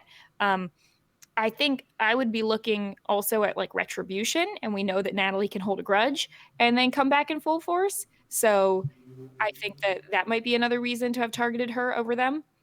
I would imagine if I'm Rob or Parvati and I have a group of 4, and that means that I need to be able to pull people to get numbers in order to survive the next 2 votes, that if I vote out Adam this week, that leaves the now trio, Michelle, Natalie, and Jeremy, versus the foursome of the old schoolers, and it leaves Ben, Denise, who just had votes put on her, and who's left? There's one more. Parvati, Rob, Michelle, Denise, Ethan, Danny. Well, Danny's part of the old school group. Ben, that's it. Adam, Natalie. Right, because there's not 3 left, because one of them's gone. Yes. So it leaves Adam, it leaves Denise and Ben by themselves. And so I think that at that point, you have to imagine that Jeremy and Natalie definitely smart enough to go, okay, we need to now pull in Denise and Ben, and it needs to be 5 against 4, and it's easier for us to pull those people in because we're only 3 and they're 4, and we can probably get Denise because she's probably mad that Rob, who was in charge of the vote, chose to put votes on her. We just went along with it because we didn't want it to be us. I would definitely be worried of that trio being able to overcome my situation, versus if you do the blind side, you take out Natalie. Yes, Jeremy's mad at you, but I think it's harder for all of those disconnected people to come together. Michelle, Jeremy, Adam, and Denise are, yes, a pair, and then you have Ben. So like they're more separate, and it's less, I think, easy for them to coalesce together, all 5 of them against your 4. I think you have a better chance. So I actually do like the move. I like it in terms of everything you're saying, but thinking one step farther, looking at next week, the issue with getting rid of a targeted pair is that you still have Rob, who has a pair in this game. And so you're setting the precedent of we got to target the pairs, and there was nothing done to make people like Danny, Ethan, Denise, Adam really necessitate them to stick with Parvati and Rob over Michelle and Jeremy. Like that group of 4 could easily jump back, or not group, but those 2 groups of 2 sort of could easily jump back over to Jeremy and Michelle and target Rob or Parvati next. Mm-hmm. It would be pretty easy to do that, and they've already sort of set that idea out there of we need to target the pairs. It's this complicated thing of I got to get rid of people who are grouped up because they're a group who could swing more votes over, but also they've broken down their pair shield. Well, I mean, if you look at Rob and Parvati at the games that they've played, they've always played from the top. They've always played from controlling a group. They've always been the ones to sort of start to weed out the people in the group. They are in the center of the onion. They have never really been turned on in a big group. And so I think that they're looking at this like, this is our group. We're gonna do what we do to keep them with us, even when it's not in their best interest. And we need to like just keep our tight group and then focus on destabilizing everybody else. And so that seems to be the game plan. It's what's worked for them in the past. We'll see if it works for them this time. It's definitely still an uphill battle. Even if they are able to keep their group together, those other 5 could come together. And it does seem like we're given hints that that might be happening as Ben is trying to gather up some people to go against them. But in the meantime, we're gonna head to the Red Tribe, and we hear that Sandra, Yule, and Sarah talking together, and basically Sandra is pitching that she wants to get Amber out because Amber is too connected, and she's saying that we should sort of like work together to get this person out. She says she's taking it really personally. She doesn't usually take things personally, but she's taking this really personally that Rob didn't tell her that he was coming out, and so she wants Amber to be one of the first to go. And then Yule brings up the Poker Alliance, and then he tells us like, this is great. I can't believe this happened. That basically that Sarah and Sandra have come to me, and they're trying to build this sort of coalition against Amber, but we already exist. But this is great. We outnumber them. So myself, Wendell, Sophie, and Nick are in the middle. We have leverage, and he's telling Nick and Wendell, like, we're in a much better position than I ever thought we'd be. Like, this is fantastic for us. Wendell's like, I'm locked and loaded with you guys, and Yule tells us nobody will know this alliance exists. And that with the extra numbers of Sarah and Sandra, they will control the game. And so that was a sort of like a small little sentence that I missed at first, that this seems to be something that they're really working to keep a secret, the fact that these 4 are together. And that's one of the reasons why Sandra kind of falls in here thinking that she's building numbers, but really is just coming to the bigger side, or coming to the side that has control to take out Amber. Who knows what will happen in the coming weeks. So some interesting stuff there from Yule. Yeah, and it's great not only that they have more numbers, but that they are. It's like that thing about you not wanting to throw out the name.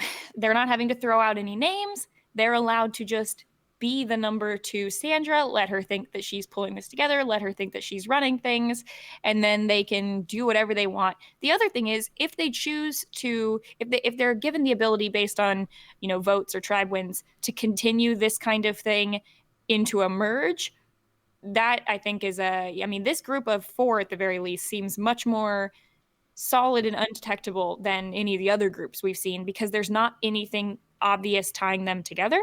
Yep. Which is great. And swaps and all that can always mess things up. But at this point in time, I would say these would be the 4 people to look out for in terms of the most solid and undetectable. Yeah. So we hop back over to the Blue Tribe. We hear from Michelle that she is concerned that she was left out of the vote here. She has something to prove based on what happened to her in her season when she won. People felt like she didn't deserve it. And now she feels like she doesn't have the numbers and she's not feeling great. And again, I think we've sort of sussed out that the reason she was left out of the vote is because she was seemingly too connected to those people. So I'm very interested to know where Michelle goes from here.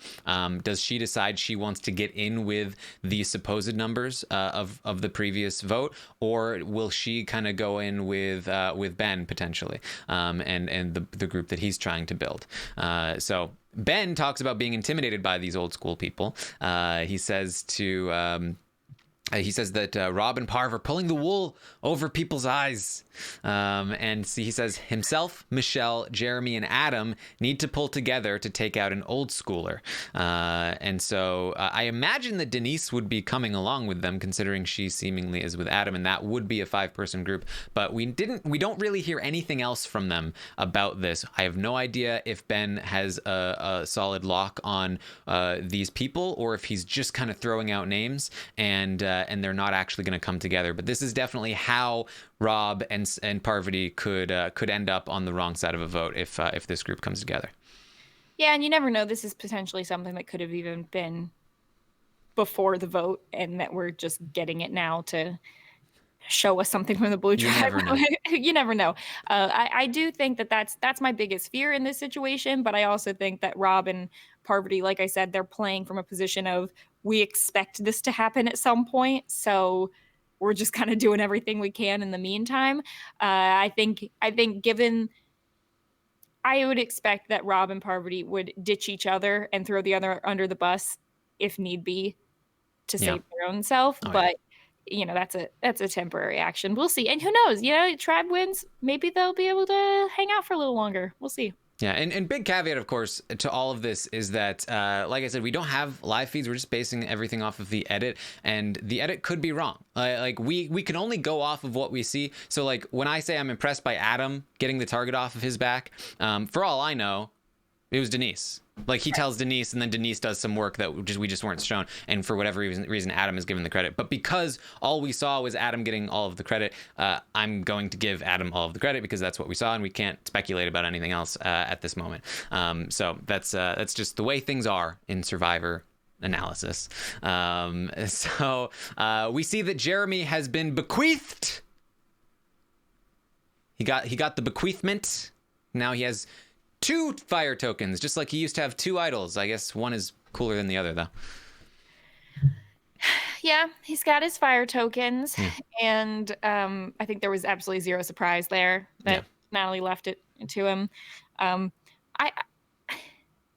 trying to decide if I like this more or if I feel like they should be able to just keep them on Extinction. I mean, we wouldn't get to use the word bequeath, so we need bequeath. That's what we're going for. I don't know. Yeah. Also, the idol from this season, pretty cool looking. Oh yeah, this sort of skull and yeah, crossbones kind of thing. Just thought that was fun. It's no sword, but it should have been made out of fire tokens. Well, it does appear to have fire tokens on it as the eyes. Didn't get. Maybe they're just maybe. I wonder if you can pull them out and be like, these are mine now. I wouldn't be surprised in a game like this. Who knows? You hand it back and Jeff's like, no, hang on. I'm pretty sure this thing had 2 eyes the last time I saw it. I don't know. I think it's fun. I think it's a little hilarious, the little boxes with all the names on them. The thing that when you get voted out, everyone's got their they look like little sorority pin boxes. Yeah. Anyway, well, like Valentine's, like school, when you're at school and you had like Valentine's Day boxes. Shoe box that you can put it in. Yeah. Drop it in there. That would be fun. Good time. Man, if only I could go back. Now I would know that anytime I dropped in a Valentine, I would just be like, bequeath. I would have been so popular with the ladies. Mm-hmm. Yeah. Yep. My bequeathments. Stop. Okay. Let's please move on. We do head to Extinction, and we just again this whole thing was just like a kind of a boring segment to me. It was just like one big scavenger hunt. Natalie climbs a hill, and then finds a thing. Scavenger hunts, in order for them to be good, need to have some competition. Yeah. I think this is also why we didn't have this in the first Edge of Extinction. We didn't have this until there were multiple people on the island. Yeah, watching people fight over things was much more interesting. Yes, and this is a debate I've been having of just for draft reasons. Who am I supposed to be giving credit to in terms of finding or having this idol? Is it the person who finds it on Edge of Extinction? Is it the person they bequeath it to? Sell it to. If it was bequeathed, then it wouldn't cost money. Okay, sell it to, yeah, and then she does decide to sell it to Sandra, which I think that's a valid option if you're looking for someone who you think is going to feel desperate enough to want to. But I mean, regardless, I feel like if I'm saying, hey, do you want this fire token that may or may not come in handy later? Or do you want an idol? I'd be like, just give me the idol. Sure. What do you, 1 fire token? Sounds like a bargain. Yeah. I'll take that one.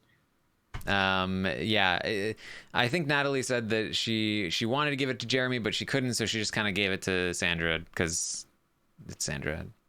I don't know. So her reasoning didn't really make much strategic sense to me. Anyway. Wanted it to be someone that wasn't expected, I guess. They don't have a history together. Sure. But like, I don't know. Okay. Yeah. I would say if you're thinking about when I get back in the game, I want some targets there that I can target ahead of myself. Maybe That makes sense. good thinking. I don't know. I if I was on Edge of Extinction, I'd probably be so checked out that it's like, who cares? Give it to whoever. Well, we have the immunity challenge, and we see what's been called Dad Bod Rob be just like keeping his legendary challenge status by just like launching people over the thing. Throwing everyone in his tribe. Yeah, I don't know. The other tribe did it fine because they were rolling the rolling wheel so that when you jump on it, it rolls and you roll over it. But no, we've got to muscle through this thing and throw people over. Well, I mean, I was trying to figure out how deep the water is, but based on where it seemed like they were sort of being able to stand, if you're tall enough, if the water's like 5 feet and you're closer to 6, and so you're tall enough to get underwater to where your shoulders can be under, have someone stand on your shoulders, and then you just stand up and they jump.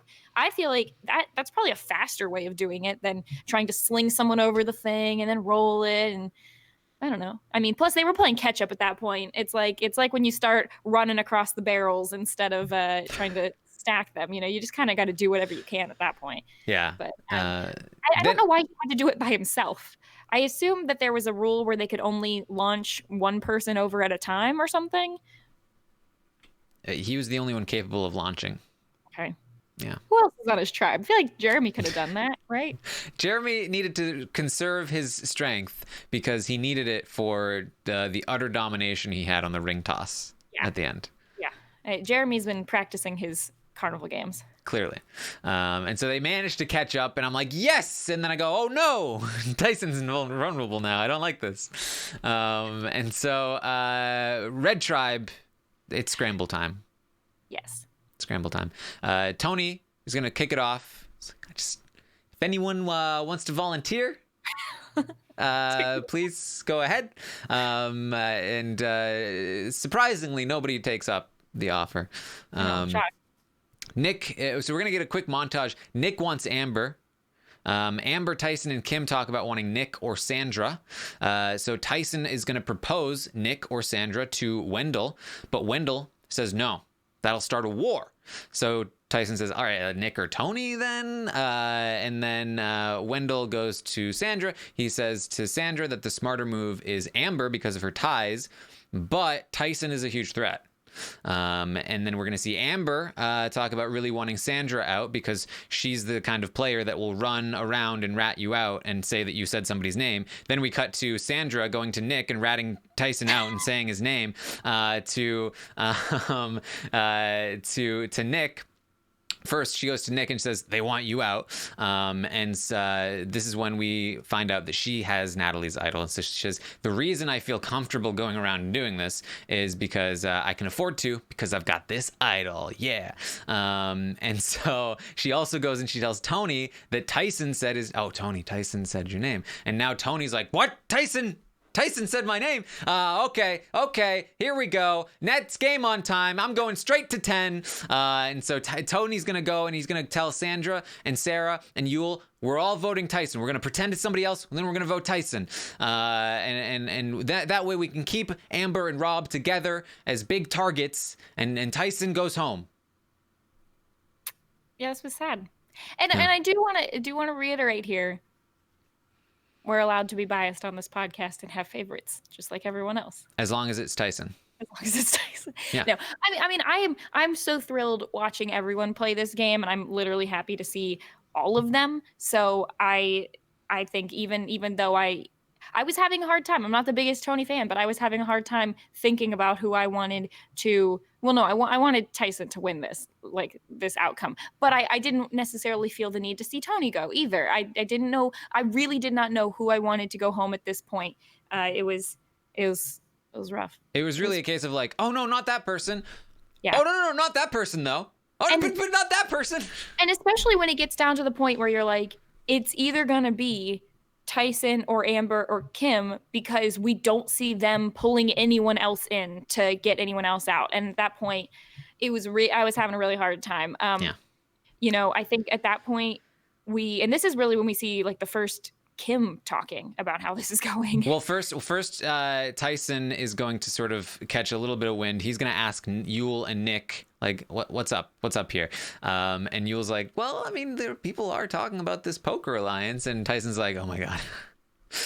He's like, but you guys have my back, right? And Yul's like, well, I don't know. And so Tyson tells us, at that point, my strategy went from trying to dictate the game to pure survival mode. And we cut back to him like, so, I mean, I'll vote out Amber or Kim, you know, I mean, either one of them should go. I mean, if you think about it, you have to break them up. Like, if either one of them leaving breaks them up. So that's what I think. I'm with you guys.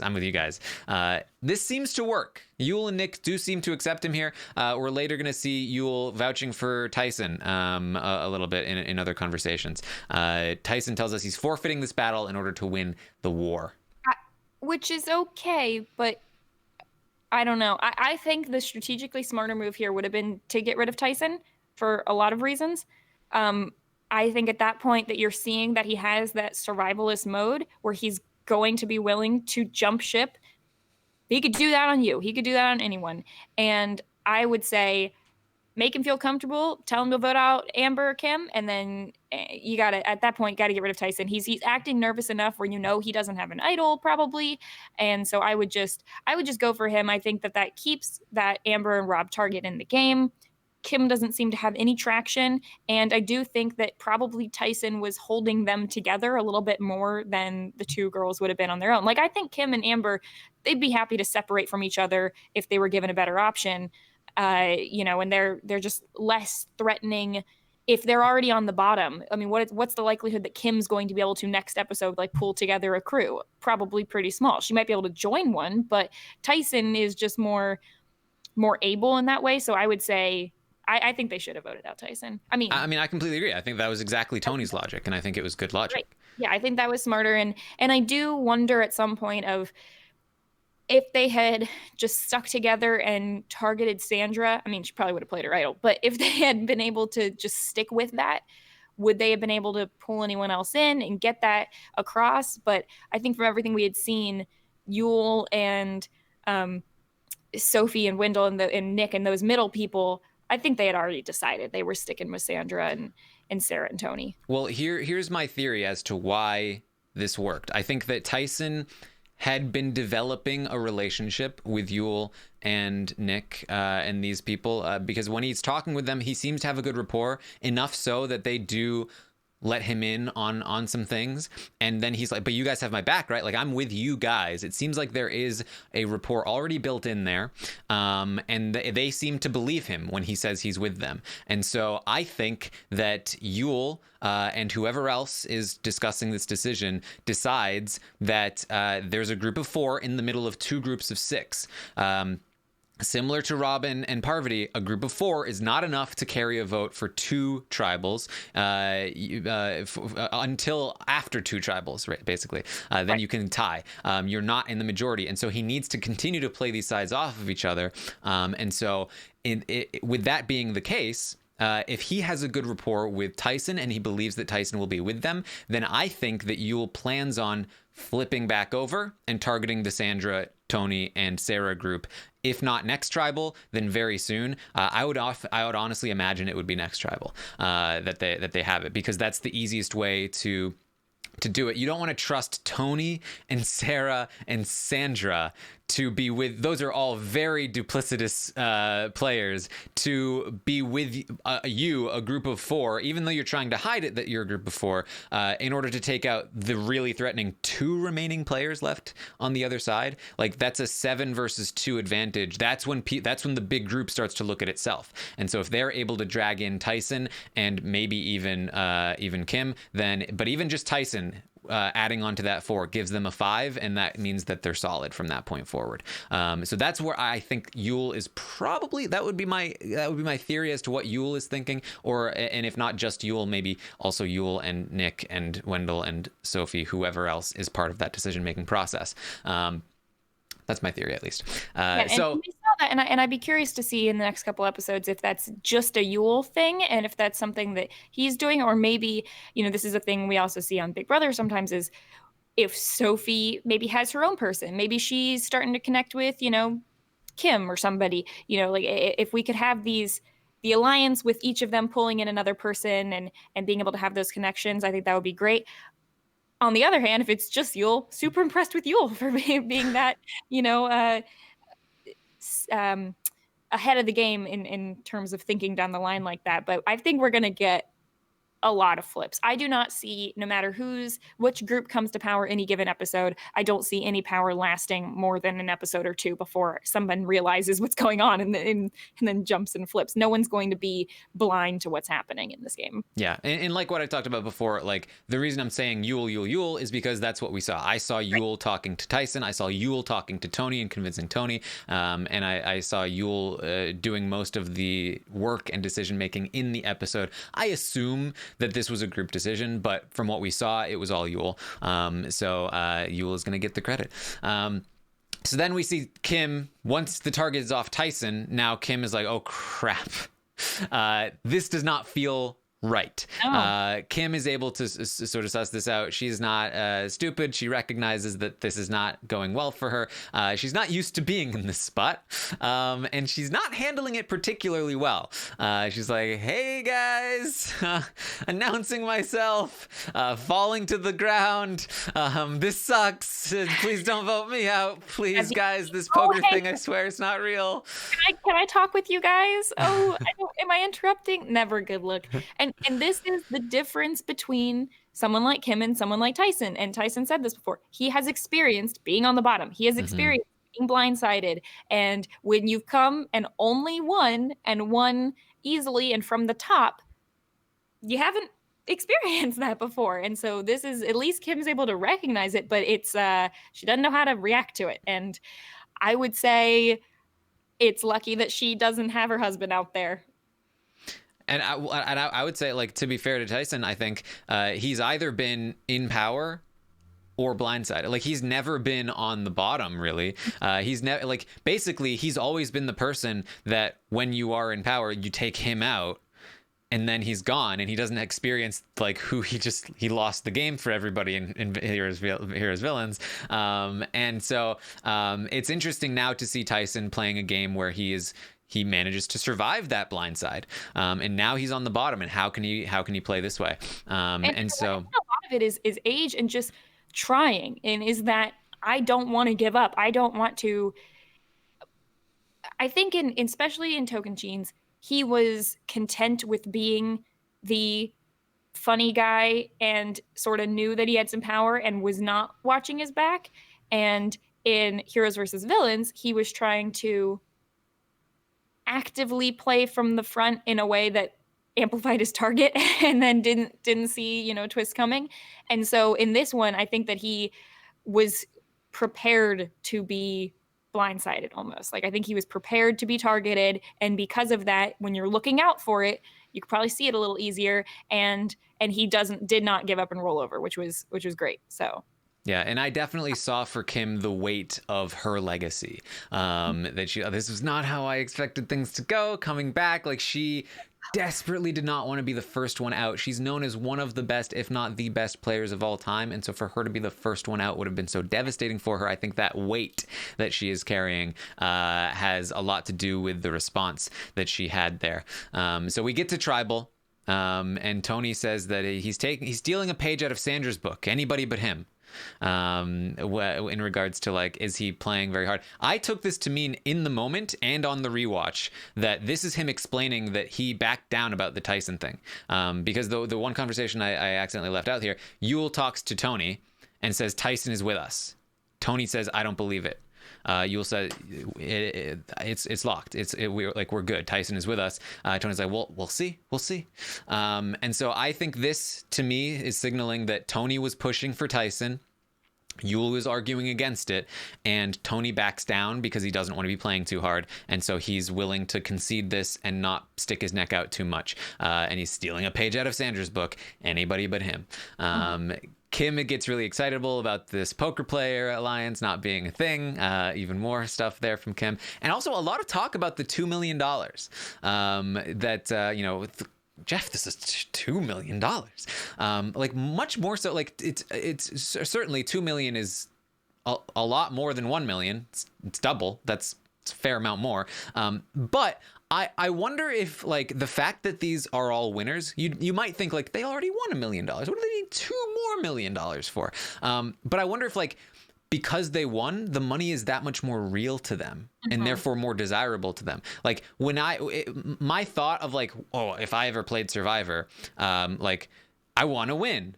Oh, and the $1 million would be nice too, because I have no concept of what winning $1 million would feel like. But if I knew what that felt like and it felt really great, then the concept of $2 million would be all the more enticing, even more so than players who had never won $1 million, I think. Right. And we've talked about the fact that a lot of them have kids or families, and a lot of them also are in positions where this is their job, or to some extent, has been a huge portion of their income and livelihood. I think it's also a little bit of like a gambling thing. Like, if you're playing slots and you win, $100, you can be like, wow, that was great. Good job. And then a couple minutes later, it wears off and you go, but it could be $200 if I keep playing. If I try again, maybe it'll be 200. And you don't think maybe it'll be zero also. And that's kind of both a metaphor for this game and the prize here, but also you won, you came in first. And if you play again, you might come in first again and it's going to be awesome. Or you might get Kim Spradland. All right. So it's time to vote. We get some voting confessionals again from Dalton Ross. Nick votes for Amber. He says 2 shots at $2 million is too many. You're a nice lady, but I've seen Survivor All-Stars, and I don't want that to happen again. Sophie votes for Kim, says, you're just way too cool for me. Sandra votes for Amber, and this was really interesting to me. Sandra says, unfortunately, the majority of the tribe wants you gone because of your husband, and it's not fair. Now, I've heard a lot of talk about, a lot of people are assuming that Sandra was really the main push, the main drive behind targeting Amber, largely because of her confessionals about being upset at Rob and saying that she wants Amber to be one of the first to go. But this to me indicates that maybe she really meant it when she said one of the first to go, and perhaps was not as anti-Amber as we assumed. And again, from what we saw in the montage, we never really see Sandra saying that she wants Amber out. We see Nick wanting Amber out. We see Wendell talking about wanting Amber out. We see Yul arguing the case for Tyson and to not go out. I really feel like it is this group in the middle that pushed for Amber, and that the Sandra, Tony, Sarah group was like, okay, we might actually prefer Tyson, because remember, Sandra's the one that got Tyson in trouble in the first place, but they ended up saying, you know what, we'll agree to go Amber for this first vote. And I think a lot of this has to do, if I could jump into Sandra's brain, I would say, to us, we had lots of confessionals from her talking about Rob and Amber, and particularly Rob, and how she felt hurt by him not telling her she's going to be out there and all that. I think she wants him out and her out, but she also doesn't want to be the one to do it, because she knows getting Amber out, Rob is going to look at her for that. They just spent 36 days together. And I also think that Yul and Sophie probably pushed for this, knowing that they're not going to be the ones who are going to get pegged for this. I think if you look at this tribe and Rob looks over and sees his wife has been voted out, he's going to say, who do I think's in power over there? It's probably Sandra and Tony and all of them, which is another reason why this was, well, whereas if they had voted out Tyson, I think that it's less of a, there's no one on the other tribe who's going to look and point fingers, probably. Yeah. Which could be good or bad depending on who you are. But if you're trying to play this middle, like Sophie and Yul are, they probably want fingers to be pointed, not at them, but at other people. Yeah, I really feel like, and again, it's all speculation, but based on the sort of details of what I was picking out on the rewatch, I really feel like this was Yul's move, or the middle group's move, to advocate to keep Tyson around so that they probably could pull him in. And maybe that's just like wishful thinking on my part, because that means that Tyson is probably safe next week. But I do work to, I am a Tyson stan, but in terms of my analysis, I will keep it fresh for you guys. If I think Tyson's in a bad spot, then I'll say so. And I think he's definitely still in danger if this is not the case. But I do feel like, based on these sort of small details, that it felt to me like Yul was pushing to keep Tyson Sandra and Tony conceded and went for Amber instead of Tyson. And the reason for that, I would imagine, is that so Yul can pull in Tyson and get a majority in case Sandra and Tony turn on him. Maybe that's just a secondary, like a backup plan in case, and he'll continue to target Tyson and Kim for now. But if they decide to turn, then he's got Tyson in his back pocket. But if I'm Yul, I'm definitely gonna think, yeah, just pull in Tyson for a fifth vote for the next tribal. We can just get rid of him down the road at some point, maybe. And then also, if we keep Tyson around as a fifth, then maybe Tyson can also help us with Boston Rob if there's ever a swap or anything like that. So I think there's a lot of reasons for Yul to make this call if he feels good about Tyson. So just some thoughts. Tyson votes for Amber. He says, sorry, Amber, had to concede this battle and hopefully win the war. Amber votes for Nick. She says, nothing personal. I'm just hoping I'm with the majority and right with this. Oof. I don't know who Amber thought was the majority there, but from the edit, we did not see anyone even lying to her at the end and saying, yeah, we're on with Nick. Yeah, Amber seems completely left in the dark. Kim votes for Amber and says, sorry, buddy, we're in a sad state of affairs tonight, but I'm assuming you had to write my name down as well. Not the case. Amber was not able to catch on as quickly as Kim, it seems. Yeah, and I mean, to give Amber some credit, I do think that she was not feeling confident at this point, but probably just hanging out on a hope and a prayer. Yeah. Wendell votes for Amber, says, Amber, you're a sweetheart, you're a great mother, but in a season of pre-existing relationships, you are the deadliest combo. Good luck at Edge of Extinction. Sarah votes for Kim, says, it's not going to be you. Yul votes for Amber, says, Amber, you seem like a wonderful person. This is purely about neutralizing the strongest partnership in the game before it's too late. And there you go. Amber is the second one voted off, heading to Extinction, and bequeaths a token to Rob. What? Rob? Yeah. Shock. So Rob's gonna find his bequeathment in the next episode, and I have to imagine he's gonna be worrying. So this is either Tyson or Amber, I imagine. So and this is not a scenario that was widely talked about preseason. I think a lot of people thought that we saw the reverse of this, or we would see the reverse of this happening with Rob going out. I do think, look, Survivor All-Stars, it happened. Probably everyone in this cast watched it or at least heard about it. None of them was going to play Lex and try to keep Amber around to appease him. I don't think anyone is afraid of the reaction.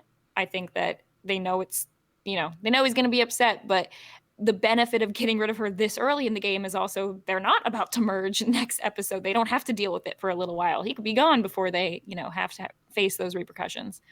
Yeah. So that's it. That's what we have from the episodes, but I do have a separate segment of this podcast to cap us out here, finish us off at the end. I talked about it a little bit at the start. I'm calling it the Legacy Tracker. The Legacy Tracker. And if you are watching this on the video, then you'll see a visual of this, but we will walk you through it as well. That I've got like a tier list here, and I've got all the winners, and we're going to put them into where we think they sort of fit before the season started, and then kind of keep track of how their legacy shifts throughout the season. As I mentioned, this is the most amount of information we're ever going to get in terms of, how effective they are as players in direct comparison to each other. And I think that whether or not you want this to be the case, a season like this is going to heavily impact the general perspective of how we see these winners. That's generally how this goes. Even though JT's original win on his season was really great, his subsequent performances have, to some degree, I think, limited his respect as a winner. There's debate about it, but there wasn't debate about it beforehand. That's what I mean by this. If we say that somebody's legacy is going down, if you're a fan of that person, you're going to disagree. But I think what I'm trying to do here is trying to predict what a sort of majority of people might start to feel and start to think about when they're looking at these players. And so that's the goal. So are you ready? I'm very ready. So first we need to just put them in where we feel like they fit beforehand. We have the legend tier, the top tier, the middle tier, and the bottom tier. All right. All Do you right. want to start at the legend then?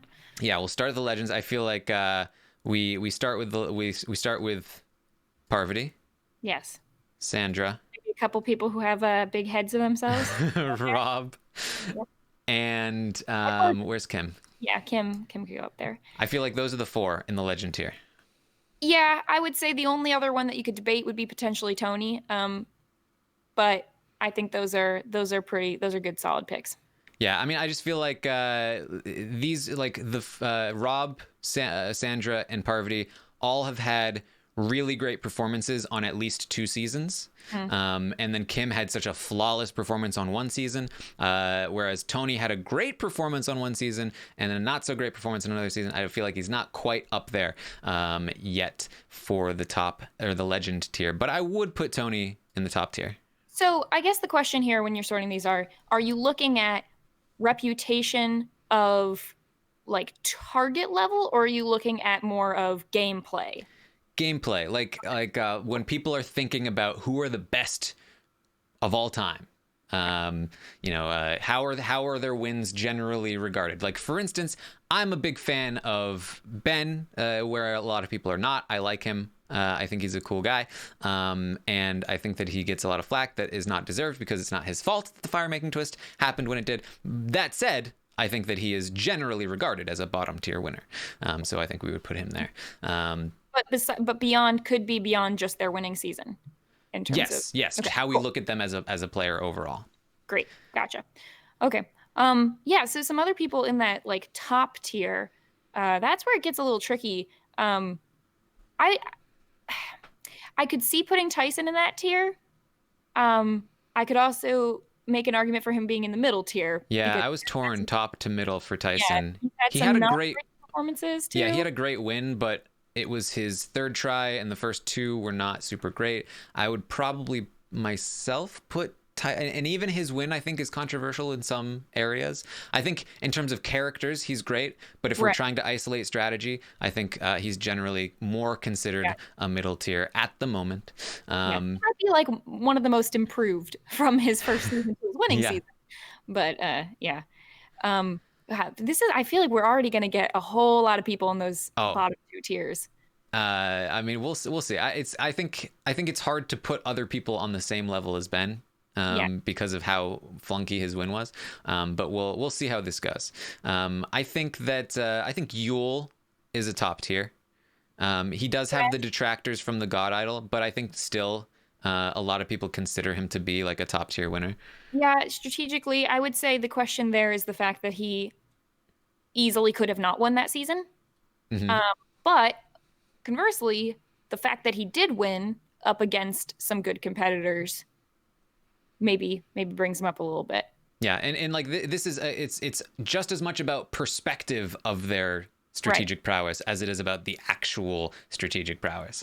We're trying to predict sort of the perception of these players. I think that Natalie. I think Natalie's a very strong strategic. Is a top tier.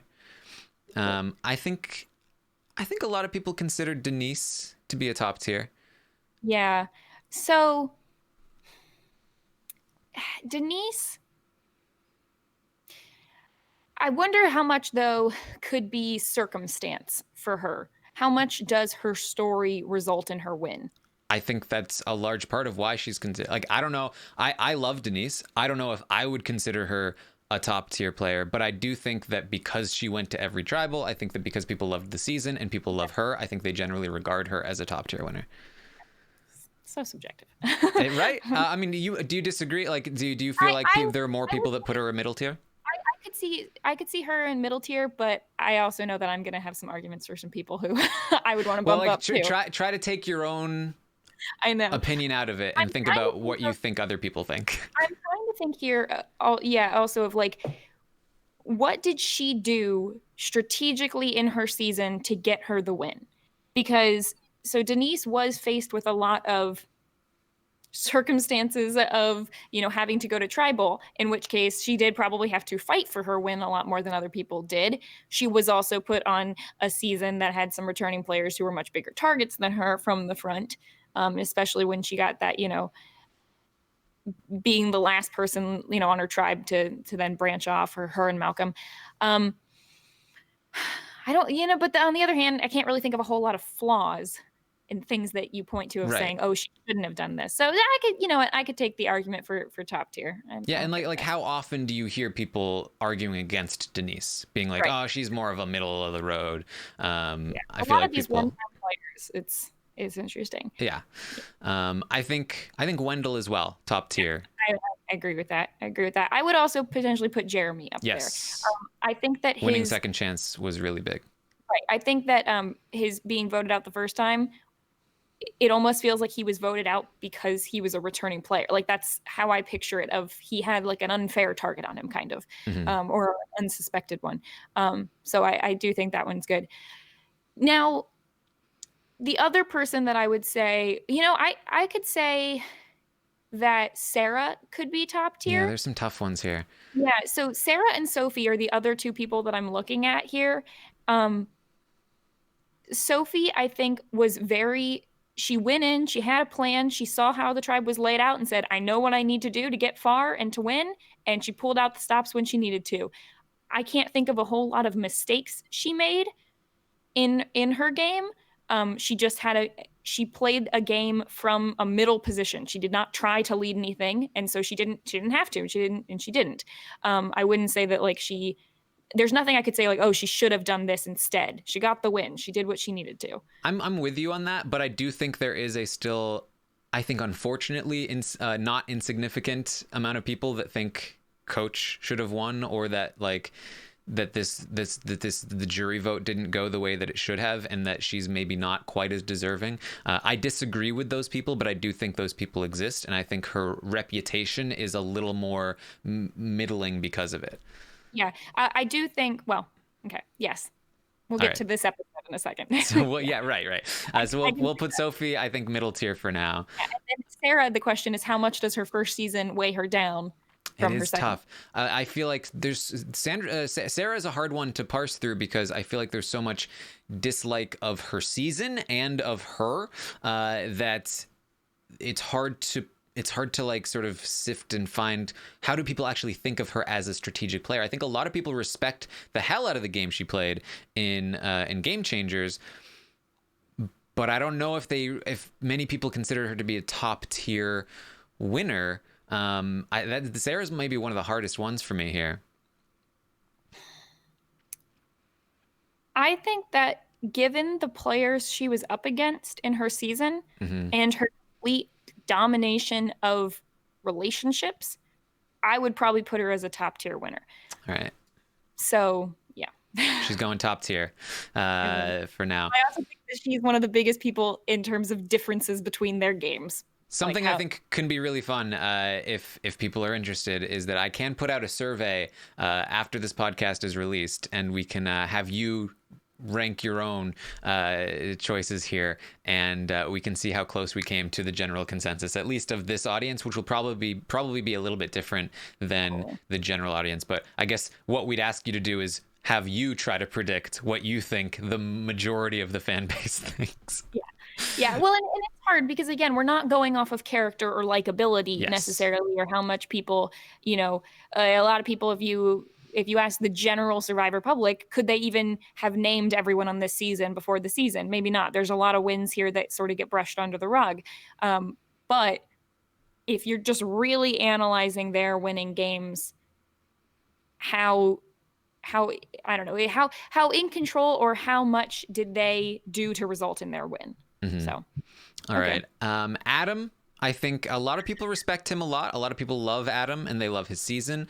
However, I do think that there is a not insignificant amount of people that, talk about, oh, he only won because of his story, or that just don't respect his game quite as much. They thought that maybe David should have won. I feel like he's a little more controversial as a winner in terms of his actual strategic gameplay. I would probably put him middle myself. I do a middle. I think that there were other people in his season who, if they had been in his spot, could have easily won. Like, I don't know if I know he's got that unanimous victory, but I think that had a lot more to do with who he was up against at that moment.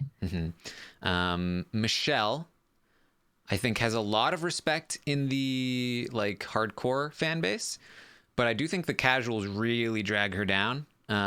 Because she did get a lot of flack for beating Aubrey in the vote, and a lot of people didn't think that she should have. I'm tempted to still go middle, but I think she has a case to be made for bottom. I don't think that's deserved in any way, but I do think there are a lot of casual fans that would put her there. I do think she's similar with Adam in my opinion of like I think there are multiple people who could have won that season, which is like a dumb thing to say because like the winner won. It happened. Yeah, you could have given someone else immunity. I think with her, a second watch of her season makes her feel better. I think the first time around, I was like, who is this person? And the second time around, you see a lot more of her and see what she's doing. I do question the control that she had over the game. I don't know. I'm really in the middle of these two. I could go either way. I mean, I think the fact that even like her story from the beginning these episodes in her confessionals was I have a lot to prove, that people didn't respect my game. I think that alone, that means that she's probably coming from this bottom tier. Again, I disagree personally. I would not place her in the bottom tier, but in terms of what I think most of the audience tends to see, I think that she has a lot of opportunity to improve her legacy here. What's funny is that was also the edit she got in her first season of the I have a lot to prove. I feel like I'm an underdog. I feel like people don't believe in me. So, yeah. Interesting. All right. Amber. I feel like Amber's another one where, especially at the time on All Stars, there were a lot of people that felt Boston Rob should have won the game. I feel like a lot of the hardcore fans have come around a little bit on Amber, especially as people have come around on bitter juries. But still, I think when you think about just respect for gameplay, I personally feel like a lot of people would place Amber there at the bottom tier. I think that Amber is a bottom tier winner. I just rewatched All Stars and did a lot of a deep dive of that in podcast form. And I think that while you can definitely find areas in that show where she deserved to win, it doesn't mean that she is a top tier winner or a most respected winner in any means. So I think that she, unfortunately, is in the bottom. All right. Danny. Such a hard one there.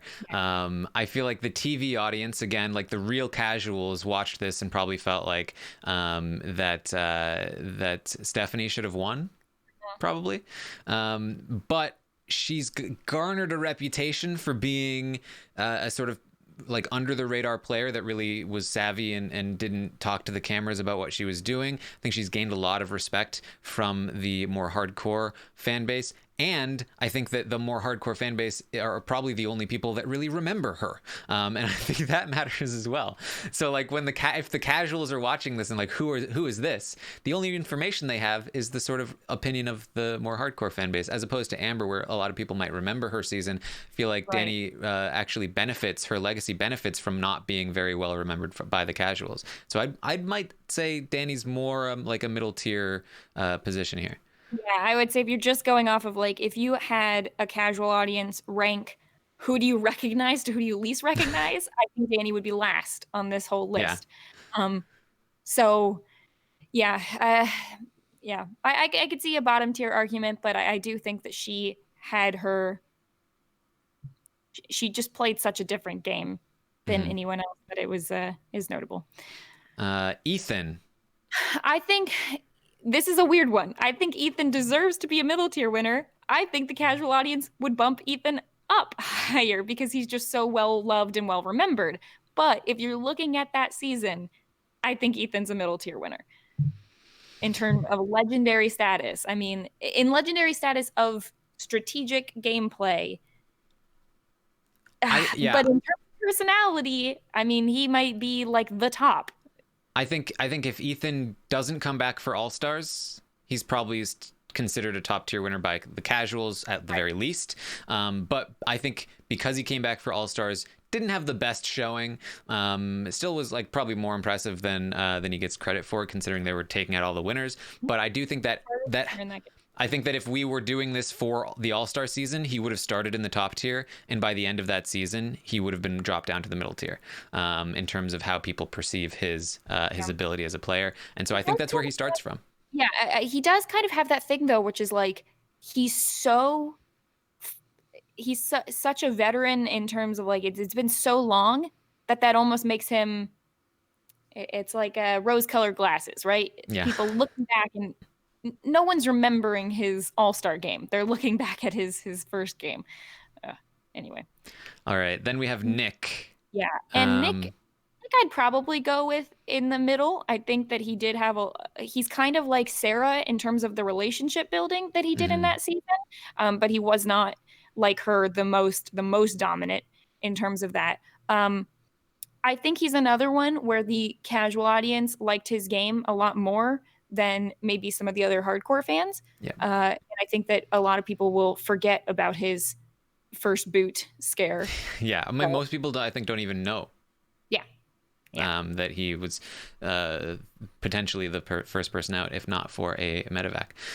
But yeah, I would agree. Probably about a middle tier, just perception of his game. I think that he played pretty well for the game that he played, but I don't know if all of it came across. I feel like there were some other big characters like Christian on the show that got a lot of credit for things as well. And so I think he was a little bit overshadowed by some of those other big players on his season in terms of how people saw his game. So that's sort of where we have them placed here as at the start. Please feel free to agree or disagree. We're just doing our best to guess at what other people think. People yeah, may or may not be arbitrary and reductive.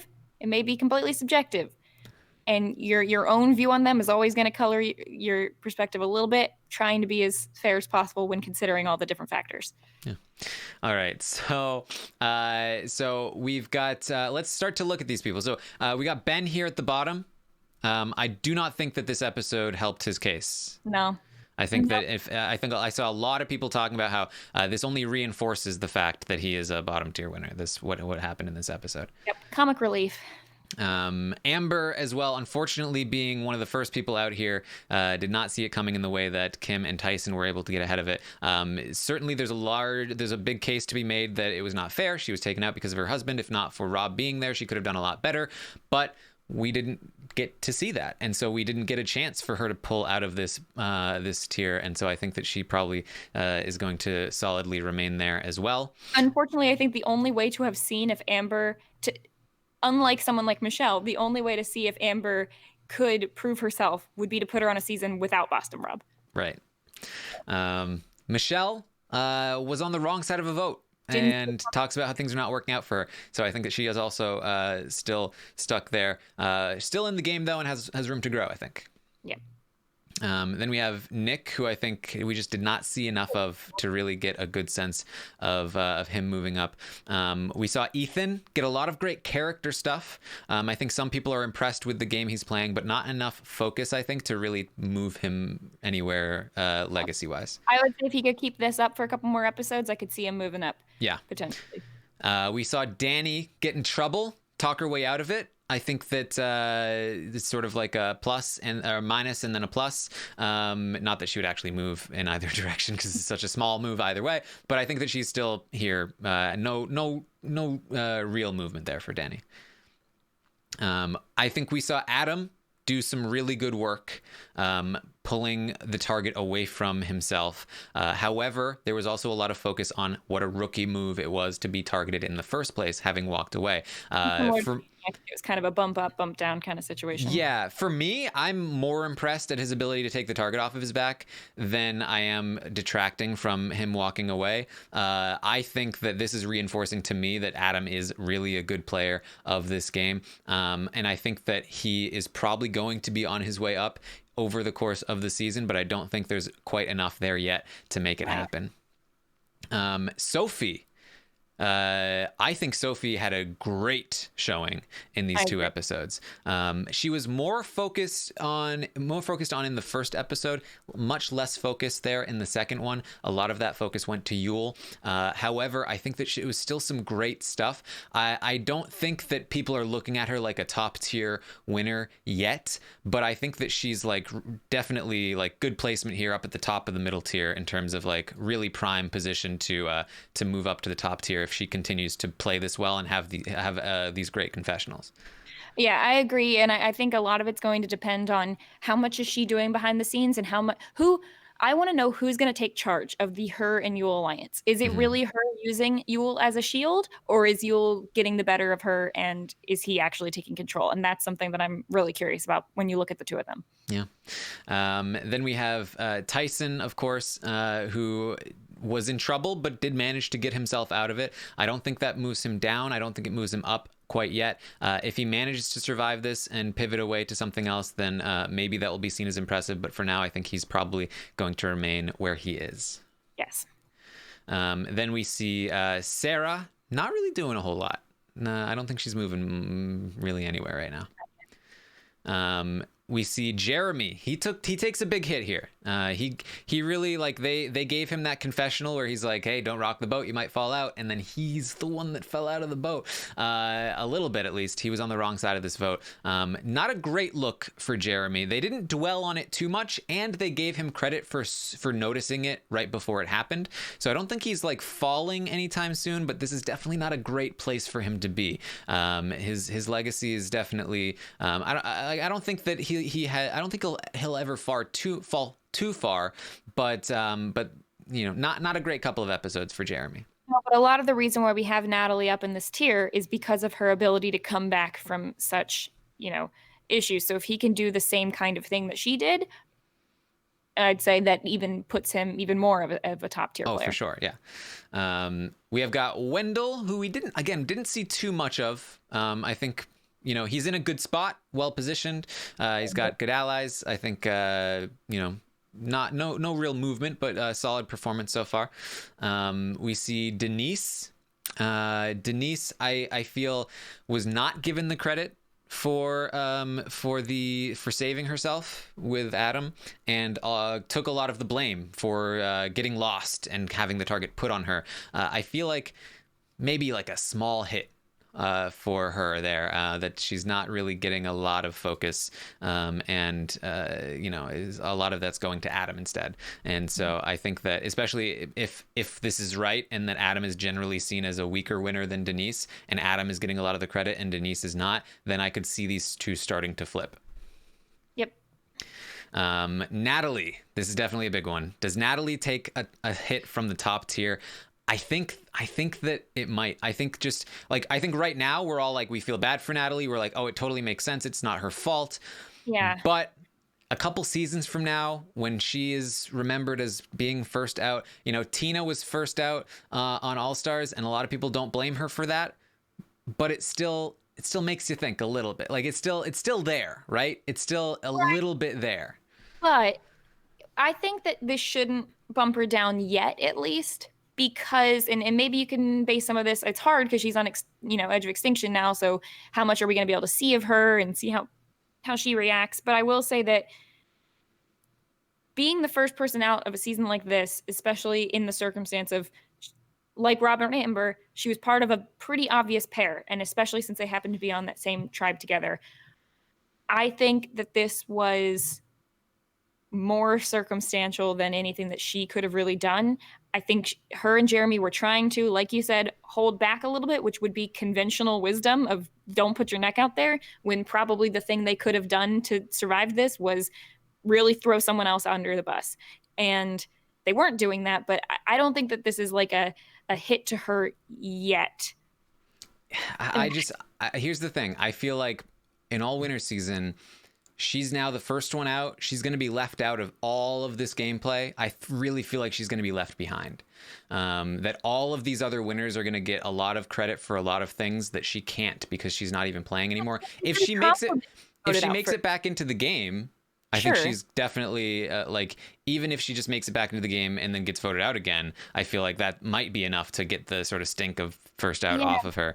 But I do think this is I think this is a hit too. I don't know if the casual audience was like fully on board in the first place. I think a lot of the hardcore fans love Natalie as we do. But I feel like I don't know if this looks great for her overall perceived legacy.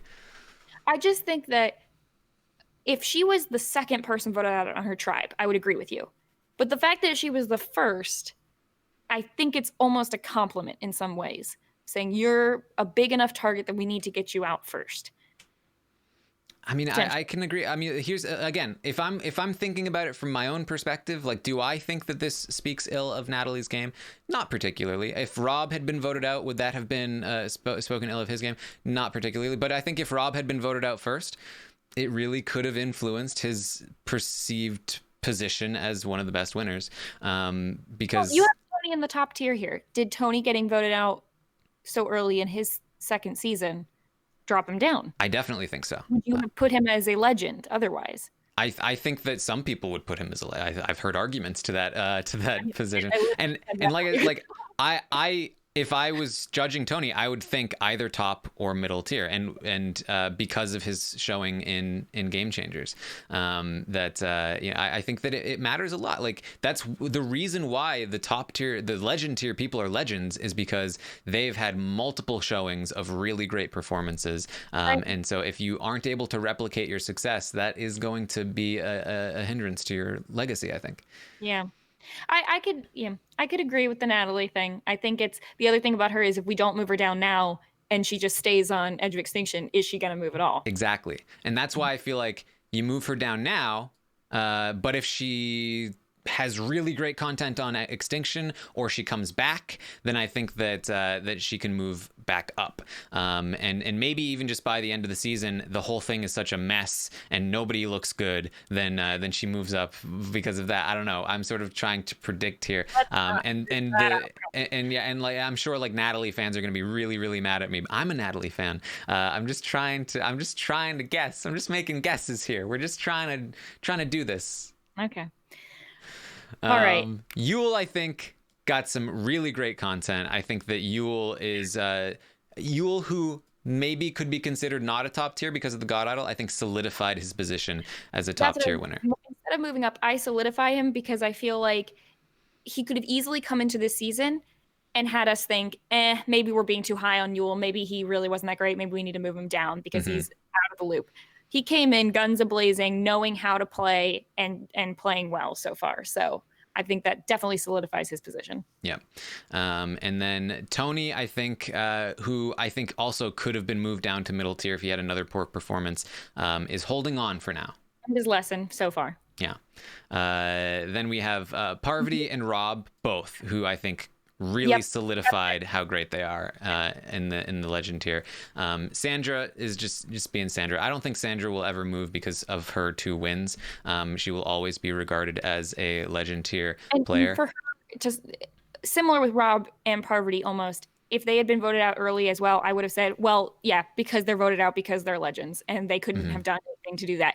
Instead, the fact that Rob and Parvati played so well this episode just made me be like, is there a tier above legend for what they're doing? Because they're somehow still here. Sandra, I think, yeah, she's being her, and this is good. Yeah. And then you got Kim. The question now, Kim, legend tier status for Kim, but she's only played once, so definitely the shakiest footing of anyone here. She gets a lot of credit for how well she played that season. I'm very curious. A lot of comments from her season of, was it because of the cast she was with? Yes. And I think so far we're seeing not holding up great against a top tier cast. Might be the case. I think if you're moving Natalie down, I think you got to move Kim down. I think I have to agree. I think that again, this is just all temporary. It's all temporary. It's just immediate reaction to a single episode. We're just playing around and having fun here. That she definitely has a lot of room to go back into legend status. But I do think that this was a hit to her legacy this episode. I think that a lot of people are thinking, oh boy, maybe she doesn't handle adversity that well. That's an interesting thing to look at. And again, like when you look at the matchups here, how did Tyson handle this situation versus how did Kim handle it? When Tyson, a maybe middle tier winner, is handling it better than Kim, who is a legend tier winner, these are pretty direct analogs. That says a lot about their respective placements. And I think that the more that they react in those ways, the more they will start to even out together in terms of, yeah. I think there's a reason why, if you looked at Parvati and Rob and Sandra, even Sandra, who won her first season, if they'd all just played once, I don't think we're putting them at legend here for their performances in their first season, even Sandra. And so I think a lot of this ranking has to do with your longevity in the series as a whole. You know, there's a reason certain people get brought back 4, 5, 6 times. Do we count last season? Yeah. You know, I'd say it's still just 5 times. But you know, there's that like maturity of learning the game that Kim just doesn't have at this point. I agree. So yeah, that's the legacy tracker. It's probably going to be very controversial, but you know, what are you going to do? I think that what could be fun for this, if we continue to have fun with this podcast and people like the legacy tracker, I think it would be fun to actually release a survey every week, sort of like we do in Big Brother, to see how people are actually responding. Do people think that Kim is going to be dropped down a tier? Do people think Natalie might be dropped down a tier? Do people think that Yul might be up a tier? I want to get a pulse on at least some of the RHAP audience's response, and that might give us a better idea of what we're looking at. And then also, people won't be able to blame me specifically quite as much because I'll just talk about what the audience thinks. I'm still going to get blamed. But that's what we have. Yeah, it's good. I'm really curious because a lot of, there's definitely people who are hardcore Survivor fans, but maybe know, 100% about half of these people's games, and then only, a little bit, maybe some of the people, they saw their season once or whatever. And I think that's going to factor into it. Just how well do you know someone, and how much have you been paying attention? How much do you like them? These things all factor in. Yeah. So there you go. That was the Survivor update podcast. This was a long one because it was a double episode, and we are directly going to be proportional to how long the episodes are because I'll go through the episodes in detail. I promise in the future it will not be quite this long, but I do hope you enjoyed it. I hope you enjoyed hearing my thoughts, hearing Mary's thoughts. I will try to have a guest on each week from the RHAP community. Might be able to get some Big Brother players on to hear their perspective. It's anything can happen. The world is our oyster. We will bequeath you as many podcasts as you want. Oh my gosh, man, we're gonna die. This has become part of the world we live in. Truly, I mean, Survivor and bequeath forever linked. I will bequeath you another episode of Survivor. CBS will bequeath us. Oh boy. Well, I hope you guys enjoyed. Please let me know if you did, and if you want more of these, find me on Twitter at Armstrong Taran, and let me know. And you can watch this on YouTube. I hope if you want to watch, we are here in video, and we had the tier lists up as we went for that. But you can also listen. It's fine. It's we're not going to judge you. And you don't get to see my Rob and Rob combo. It's true. And Rob. So yes, please let me know if you like this and if you want more. And thanks for hanging out. Mary, where can people find you if they want to hear your Boston Rob takes? Right. Yeah, you can check out the Survivor All-Stars podcast that myself and Matt Lagori did over on Kowski Cast. Cow with a K. We also do some Riverdale stuff there if you're into Riverdale. And if you're not into Riverdale, but you're into Josh Wigler, we did a Josh Wigler Riverdale episode, which requires absolutely zero Riverdale knowledge because he didn't have any either. So, was it a Josh Wigler Riverdale episode, or was it a Riverdale Josh Wigler episode? I think Josh Wigler gets top billing over Riverdale any day. But basically what I'm saying is, was it a Josh Wigler edition of a Riverdale podcast, or is it a Riverdale edition of a Josh Wigler podcast? Yeah, I'd say Riverdale edition of a Josh Wigler podcast. It was more Josh than Riverdale for sure. Riverdale themed Josh content. Yes, there was no structure at all, but there was a lot of Josh. So I think that's where we're at with that. So I would check that out if you're just interested in him or want to have some laughs, because that is a laugh-filled podcast. But yeah, so you can also find that on Kowski Cast, or you can find me at Frail Mary, and you can usually find all my podcasts there. But hopefully people had fun with this. Taran had a great idea, Taran/Rob, of doing this little Survivor update. Yeah. I know there's plenty of Survivor content out there. But hopefully you like this one, and like I said, the goal will be that it's like a little bit shorter in the future. But you know, for those that like the Big Brother stuff, and you want to hear my thoughts, and you want to hear the more sort of in detail, in-depth analysis of the episodes, and me trying to wildly speculate about what all of that means, then maybe you like this. And if you also like ranking things and rating them, then you might also enjoy this as well. If you like being mad about ranking things and rating them, you might really like this one. So again, please let me know, because I have no idea how this is going to land, and I wanna hear your thoughts, especially if they're good thoughts. If they're bad thoughts, then just don't say anything, and I'll hear the silence, and I'll know.